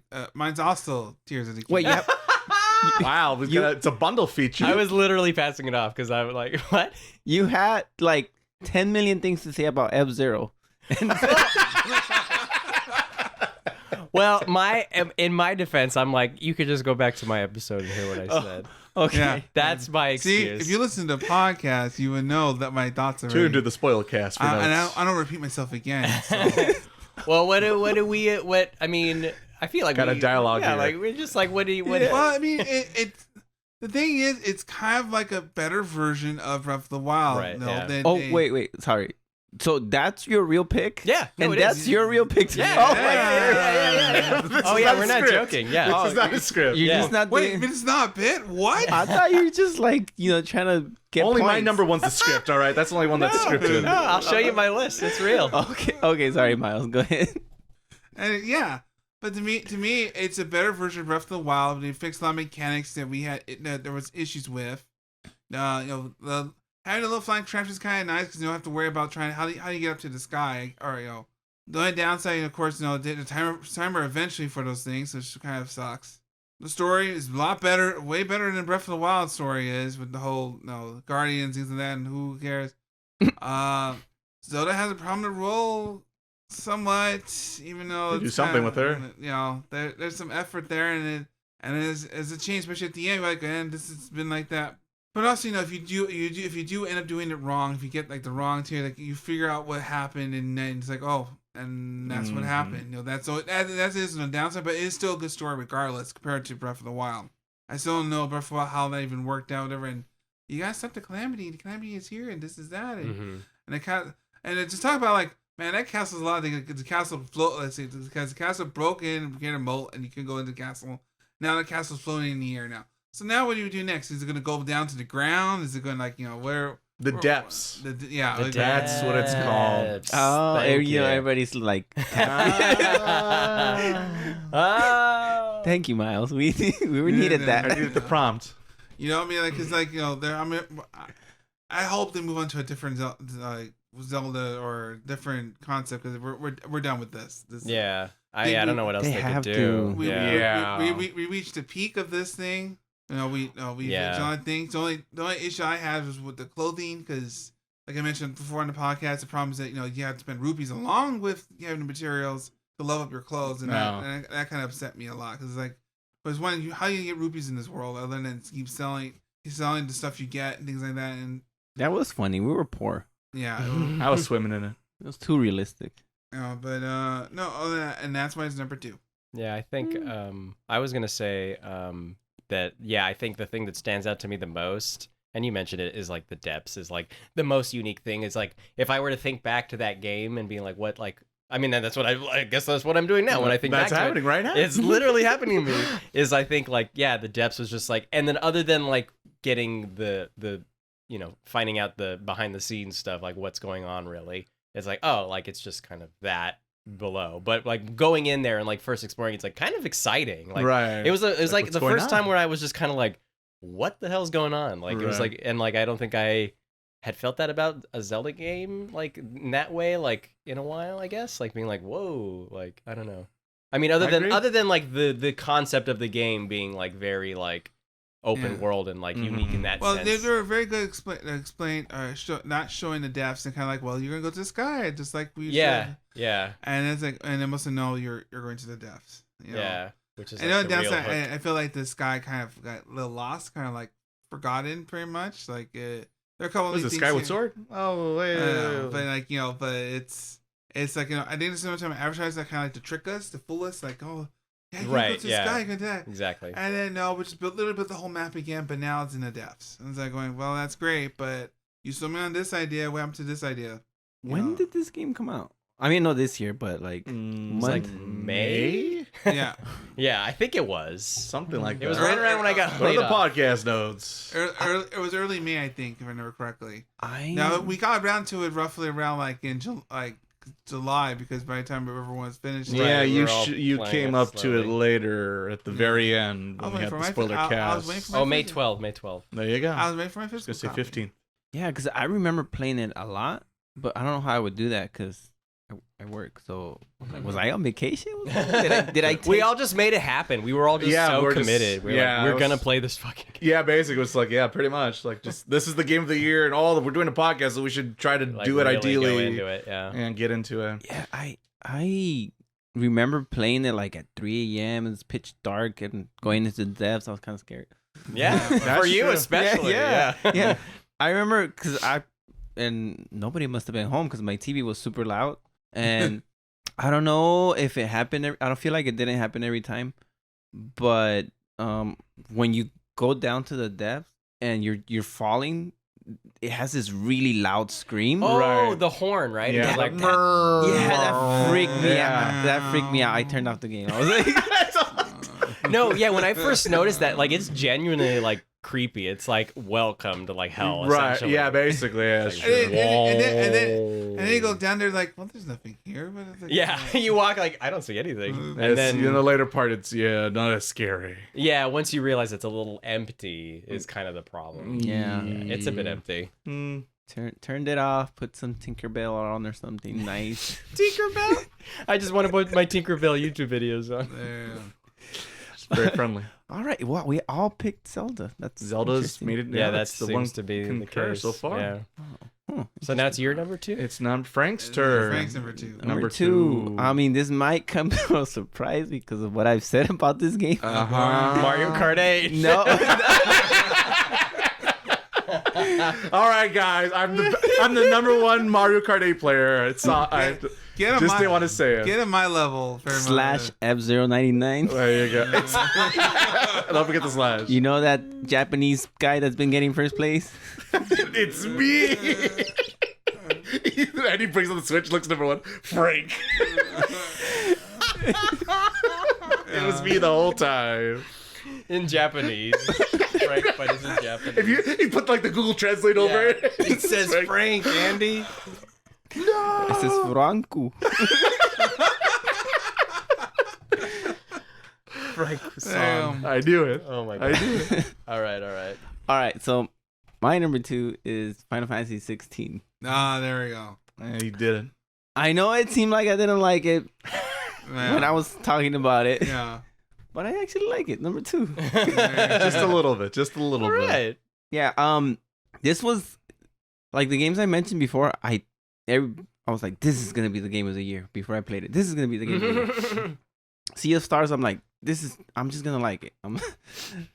This one, It'll I'm be like, alright. I saw it and I was very worried. Concern?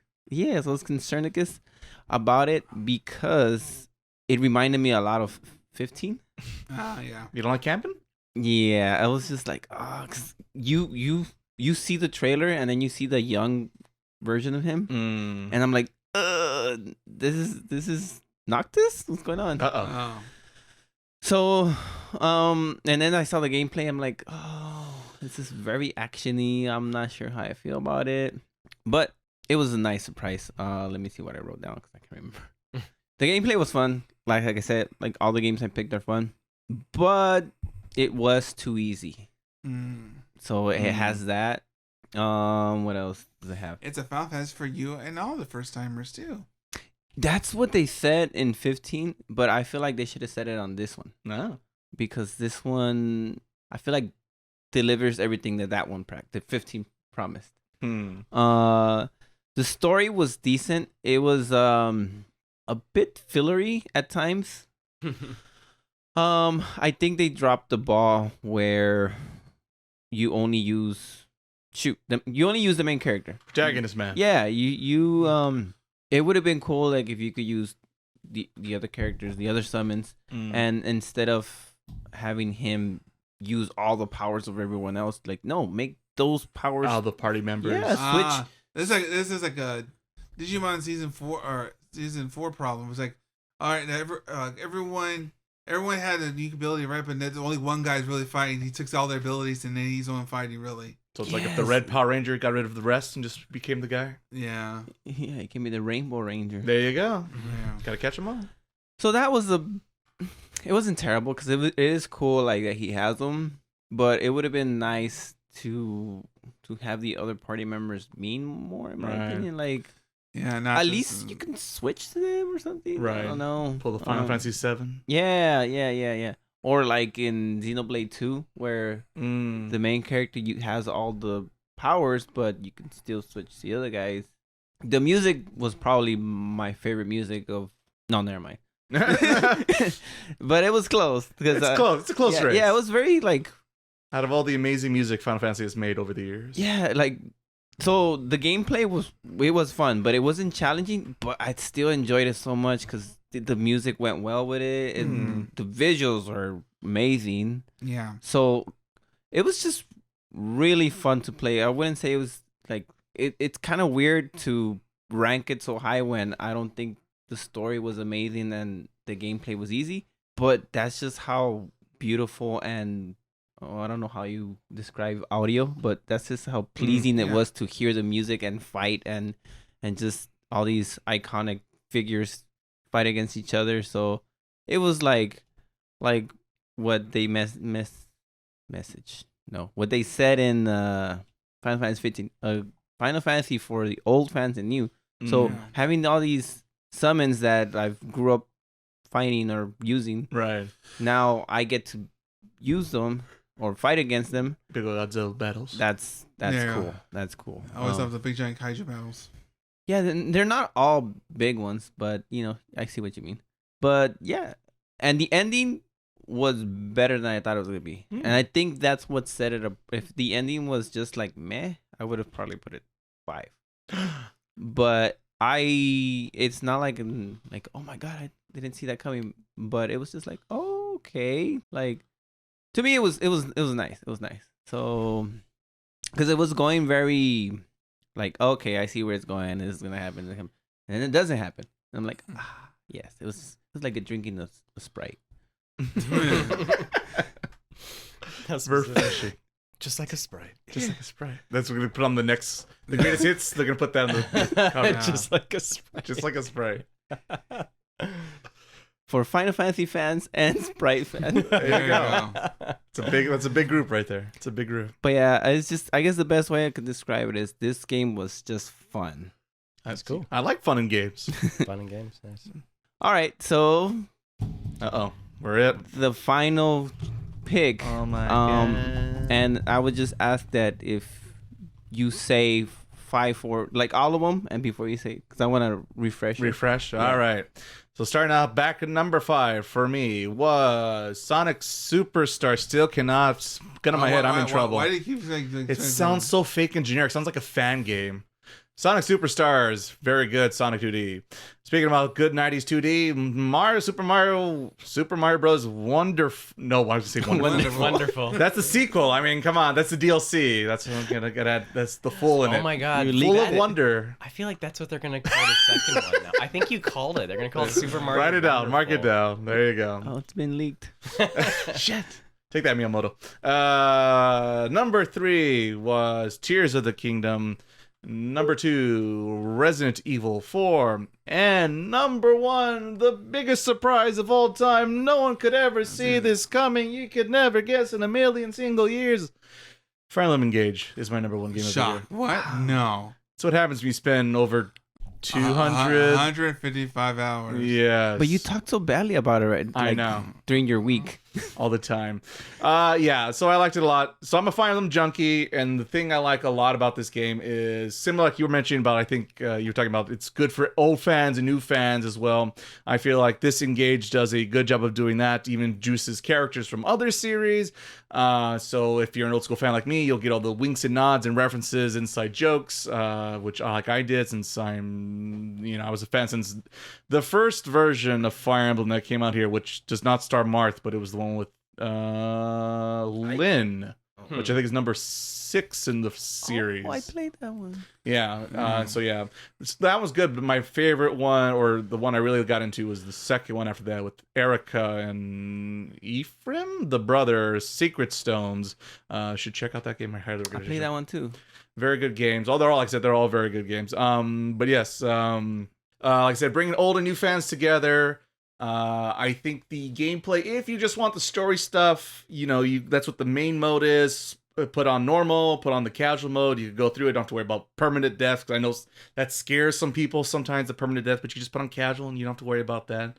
Just keep chugging along. The relationship stuff, the character stuff, if you're a story narrative character stuff, there's a couple good storylines. They're not all about being best friends and go to the beaches. Once in a while, there's some serious story stuff happening. I suggest check out the Yunaka path. There might be some good stuff there, not just because she's my waifu of choice in that game.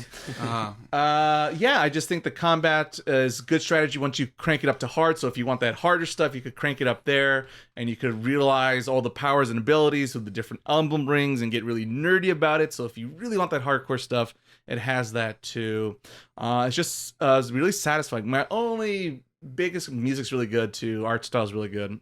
My biggest complaint about the game, being the super hardcore fan I am, is I wish there was more of a better or any kind of new game plus mode, but there is not, which is weird because Three Houses had a very good new game plus mode. And for them to pretty much say, nah, doesn't exist here, was kind of a bummer, especially on my second playthrough, hoping to maybe do certain things certain ways with other characters and build them up a different way, because some characters really suck the way the game sets them up to be. But if you make a couple changes, they're very, very good in the game. And don't forget to buy the DLC just to get the extra emblem rings, skip the story stuff, make your life easy. Put it on very easy and skip it. And that's Fire Emblem Engage, a really good game for everyone who's old and new to the Fire Emblem universe, because I know it can be jarring since it's a very old franchise, and yet it's super old in Japan. It's pretty darn old here, but it feels almost like, I don't know, like a Gundam or Star Trek maybe, where like, where do I start in all these things? That's what I was going to say. Like, would you suggest, if I wanted to do it, would Engage be this place to start? This would be a good place to start because it's friendly. It kind of teaches you about things and kind of gets you a little wink and nod of what to expect in like every Fire Emblem game, both in gameplay and like in story beats, because there's always probably an evil dragon of some sort of ball that needs to be taken down. And it's got Zelda fans might enjoy this game because there's a lot of similarities between the story beats in both franchises. So, okay. So if you like the story in Zelda, maybe Fire Emblem games might be up your alley with some strategy twists. And it should have won the damn award. I think that if you're gonna commit to like playing all the Fire Emblem games, it's okay not to start with this one. Yeah. But if you're just saying, okay, I'm gonna give a try to one, Yeah, that's then what it would start with. That this. would be my angle going for it. Yes. Yeah, it's not the best for me. It's probably like maybe 3 or 4 for thinking about. We all know Awakening's the best, confirmed. But but it's a very good entry level for those who are looking. Confirmed. Me and Frank confirmed. That's all that matters here. We're the 2 biggest Fire Emblem persons are in the world. This is all that matters. So yes, Fire Emblem Engage number 1. And then once again, that's what happens when you spend half your life playing one game. You're gonna fall in love with it. Damn. I like your number 1. You're still beating Andy. All right, I'll take it. I'll take it. Let's see if Andy redeems himself, or if he's just gonna be stay down there below, forever in the relegated depths. to the lower divisions. So yeah, my number 1, it probably will surprise you all because it surprised me. I think I already told you. My number 1 of the year is Earthbound for the Super Nintendo. I had never played it before. I was like, I want to be on the I want to try this game because it's a classic Nintendo game, and I just was like, I'm always a sucker for a hero's journey. I love the big hero's journey story, so I was like, I want to do this, and then I got swept up in it, and I fell in love with the world. I fell in love with the music. I fell in love with how topsy-turvy everything is. I don't have any of you. Do any of you know the like? Has anyone here played Earthbound? Yes, you have a little. Okay, is there only one? Because there's only one that was released in America. Yeah. Okay, because I downloaded one on the Wii U, I think. Oh yeah, there's there's 3, and 2 of them came out here. Yeah, exactly. You finish it? I finished it. Because Yeah. I got stuck to like where it's like the ghost town or something. I don't know. Oh, it's like the zombies. Yeah. Yeah. That's where I got stuck. Oh yeah, I was just I mean, guess that's kind of the long and short of it is that I became obsessed with it. Like I thought about it a lot. I'm not gonna lie. I was just like There you go. I kind of got like hooked. Like I was like looking up the soundtrack, like there's like I found a cool like synth wave soundtrack to like the whole thing. So like I was just like jeez. listening to that, like One of those guys, eh? well, no, I was just like I wanted to just hear the music in like a different way. Like I was just like I want to hear this this music. It's so good. There's like I feel like there's so many things that like have it be pretty like it's an aged game. Like there's a lot of like quality of life things that I feel like are just like they're just old. It's just like an old game. Like it's like things that like make it really clunky and like and I was looking up items like this item you can get it but it doesn't do anything and it's just like well then why am I holding this item and I don't know anything about it? Just like old like I guess RPG cliches or something. But yeah, I mean I guess I liked it a lot. I don't know what to say. Like I feel like it's just like there's so much I could say about it that like I don't know what to say just because like it like kind of became like one of my favorite games. Like like all of a sudden like it's like top 10, top 5 maybe favorite games. Dang. Like it just like kicked me in the ass and like how much I was obsessed with it and like I just like and I just was so like and it feels like there's like obviously there's like tons of like game tropes that were like taken from the like that game, but I feel like they don't. It feels very fresh for having ideas that I guess are considered kind of old, and maybe it's just the way it does it. It's just like I don't know. Like I mean, obviously, I guess doing like like one of the story beats is like you kind of you stop playing Ness and you're playing someone else, and I was like, what? Like, I was not expecting that. And it just kind of like came out of nowhere. But that happens a few times. But I mean, that's not like a new thing. But I feel like at the time it was probably like, whoa, like this is crazy. Like what's going on in this crazy game? And it's just like, well, it just has funny dialogue. It's just it's well written. And then like, I guess like, and like, I've never been like a huge guy on like turn-based things, but I feel like I am like, I'm learning about it myself. Maybe I do like RPGs. Like I was like I love Paper Mario, like I'm obsessed with Paper Mario and I'm It's like a decent point. yeah, and then like I'm playing Super Mario RPG now. I mean these are all Nintendo games I guess, but and now I'm like I love Earthbound. Like I'm just like what the heck? And it's also like fun to like connect cuz like we've all been so familiar with Earthbound since like Nintendo like Smash Brothers essentially. Like, right, yeah. That's kind of when I became like aware of the property well. Right. Yeah, and then like being like, "Oh, like I understand like the world and like I'm also like nitpicking. I'm like, "Well, Ness actually doesn't have any of these powers. Like if you play the game, like you find out he doesn't have PK Fire or Thunder." What? What? Yeah, I was just like, "What?" And then like I guess I was looking at it's like, "Oh, Paula game." Hey, I'm still waiting for that game with Roy in it. Yeah, right? Yeah. And now I started playing Mother because they did that, so I was like I'm like crazy obsessed. So I started playing the first Earthbound on Nintendo. What is it? Beginnings? That what's called Yeah, it's called here? Earthbound Beginnings. Okay. Yeah, but it's Mother, I guess in Just Japan. yeah, right. Because it's Mother 1, 2, 3. Yeah, and now I want to play Mother 3. Oh no! Here comes the fan translator. Oh boy, yeah. you're like a decade or two late to this party. Yeah, I know. you and everyone else is. You gonna write Reggie a letter? Where's my Earthbound or my Mother 3? Yeah, you're gonna send it through snail mail and see how far that gets. No, it's not getting anywhere. Well, I'm gonna hope and pray, but yeah, I guess yeah, I don't know what else to say. I just really liked it. It was kooky. It's a kooky, funny game, and Indeed I just it is. I like a kooky. I like that's like my kind of vibe. I'm like, ooh, it like took me by surprise. It does weird stuff. I keep forgetting about that. You like weird stuff. Yeah, and like it was exactly what it's like. Hero's Journey, kooky, weird, like over the top, like WTF all over the place, Right. and the music. I'm just like, oh my god, like I love some of that music in that game. Like it's so unconventional and weird. Indeed. And like the like there's like a weird mixture of genres. Anyway, that's all I guess about that. Mine's very short. We said earlier my game of the year is Super Mario Brothers Wonder. Oh, nice. I played through it a lot. I mean, I'm much farther than me apparently. I'm almost finished with the game already. You know, after playing like a week. You know, Is that long?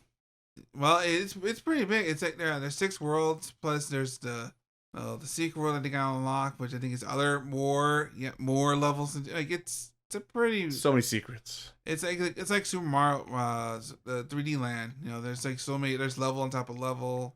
No, like because the game keeps Right. I'm just trying to remember which one's 3D land.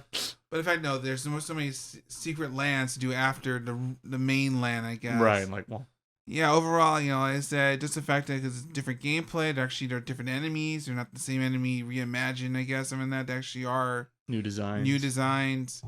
I did play through everyone different at least once. All the little characters came out. Of course, Luigi is probably number one, but I also played like Toadette or the Little Toads, and they all changed uniforms. And just the animation alone, the animation is kind of neat to see like like lose their hat as they go through a pipe, or or like literally forces inside a pipe, or like it's been a while since I've seen that much, like because that's like something I guess I imagine like from a Sonic game per se. Sonic, because Sonic always had the classic Sonic idle animation of him just like just waiting, right? Right. Some But it's very detailed personality. But they actually all these characters for once actually have like different quirks, like everyone feels like they're enjoying themselves jumping up in the air or something like that. There's a lot of care in this game, and I think the fact that it allows them to be able to play around with Super Mario Brothers formula, because it's been the same forever. Mm-hmm. But there's the first time I just like, well, look, there's an evolution here happening here. Like there's a path forward, not just rehashing Nick. We were just doing new graphics, we're just seeing over and over again. Right.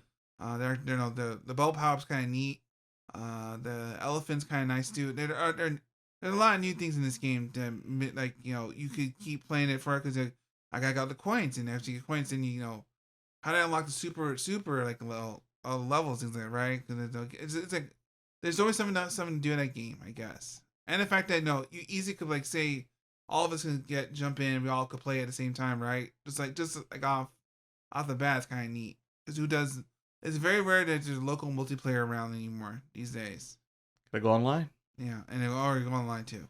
But I think it's neat for what it is, and I feel like it's nice. It's a nice swan song, kind of like to finish off like this generation of Nintendo games, I guess. I'm begging Nintendo, new Switch, please.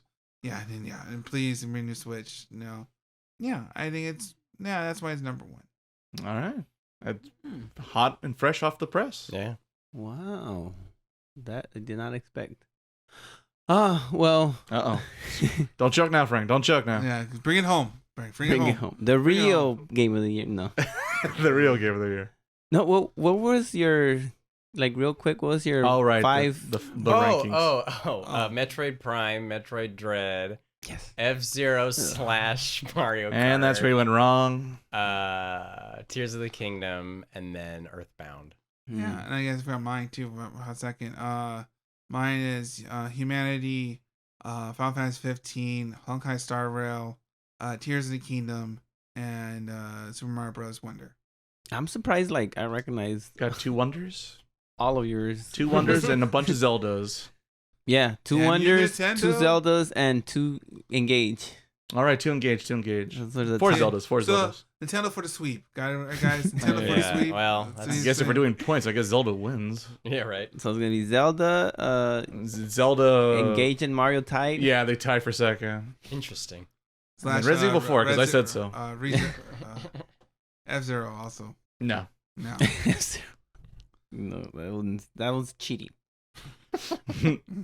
All right, so my 5 was Zelda, like everybody else had it on the list. Engage was my number 4. Sea of Stars was number 3. Number 2 was Final Fantasy 16, and my number 1, probably no surprise to some of you, Octopath Traveler 2. There you go. How quickly I forget. Yeah, you So- forgot. I thought you were gonna guess it. I mean, I guess the problem is after a while the JRPGs all sound and blend in my head after a while. Triangle Strategy. What Japanese RPG His game is Frank playing today? Very Default 2. We could. I didn't know it was a Japanese. That's a JRPG. I thought it. Oh, Square Enix. I didn't know that. Literally the Final Fantasy people. Huh. Okay, that makes sense. All right, so the reason this one won was because not only was it fun, it was well balanced. Like Sea of Stars, but this one had more. It was like a bigger game than Sea of Stars, like twice as big. Okay. It was hard, where it was challenging enough, and you would get stuck, but it also didn't feel like it didn't feel grindy. It didn't feel like, oh, I have to go train for hours, and it's just like it felt very. Everything was flowing. So I thought that was like, I don't know how they did it. They just, whoever thought about the experience gains put a lot of thought into it, I think. Because the first one, I felt like I had to go back and I was training for hours and stuff like that. So I think they fixed that from this one. The music was really good. I like Fire Emblem. This is one of the ones that come up on my playlist on YouTube. I like every character in this game. Every character with the not in the first one, I only like a few. In this one, I like every character. Okay. They all have stories I like, with the exception of one character. But that one character that I don't really like her story, she had the best ending fight. Let me rephrase that. She had the best ending fight song. Is that the dancer? Yes. Okay. See, I remember. Yeah, see, you remember me. I was here. Yeah. I was here when it was written. Yes. Yeah, they had a nice touch. Like, everybody has their own theme, and then that theme is the final theme. So it's like a... All right. Yeah, they have the theme, and then they have a battle version of that theme. I thought it was really cool. And then not only this is the battle version of the theme, they have like a more intense battle version. Right. Of the theme. There's like a final version of it. So I thought that was a nice touch. I like music cues. All the stories tied together. I thought that was another nice touch, and there's a real ending finally. So that was great to see. It has, like I keep mentioning with some of these games, replay value, but not really replay value. More like, for this one, I would say post game value. So you beat the game, and you could kind of like, okay, now let me collect everything, and it's not useless to collect everything because you do that for the secret final boss. So it's like, it doesn't feel like doing all the shrines. Or like the little signs. Oh god, the signs. Or the cockroach. I literally did one of those and I said, nope, I'm good. But see, don't you want to do all of them? So that way at the end Nope. you get this. No. Might as well collect all the feathers from Assassin's Creed 2. Yeah. Oh god, the feathers. So yeah, I mean, basically this game just checked all the boxes, and I was very surprised about it. Because the first one, I liked it, but it was not like I tell somebody like, this is a must play.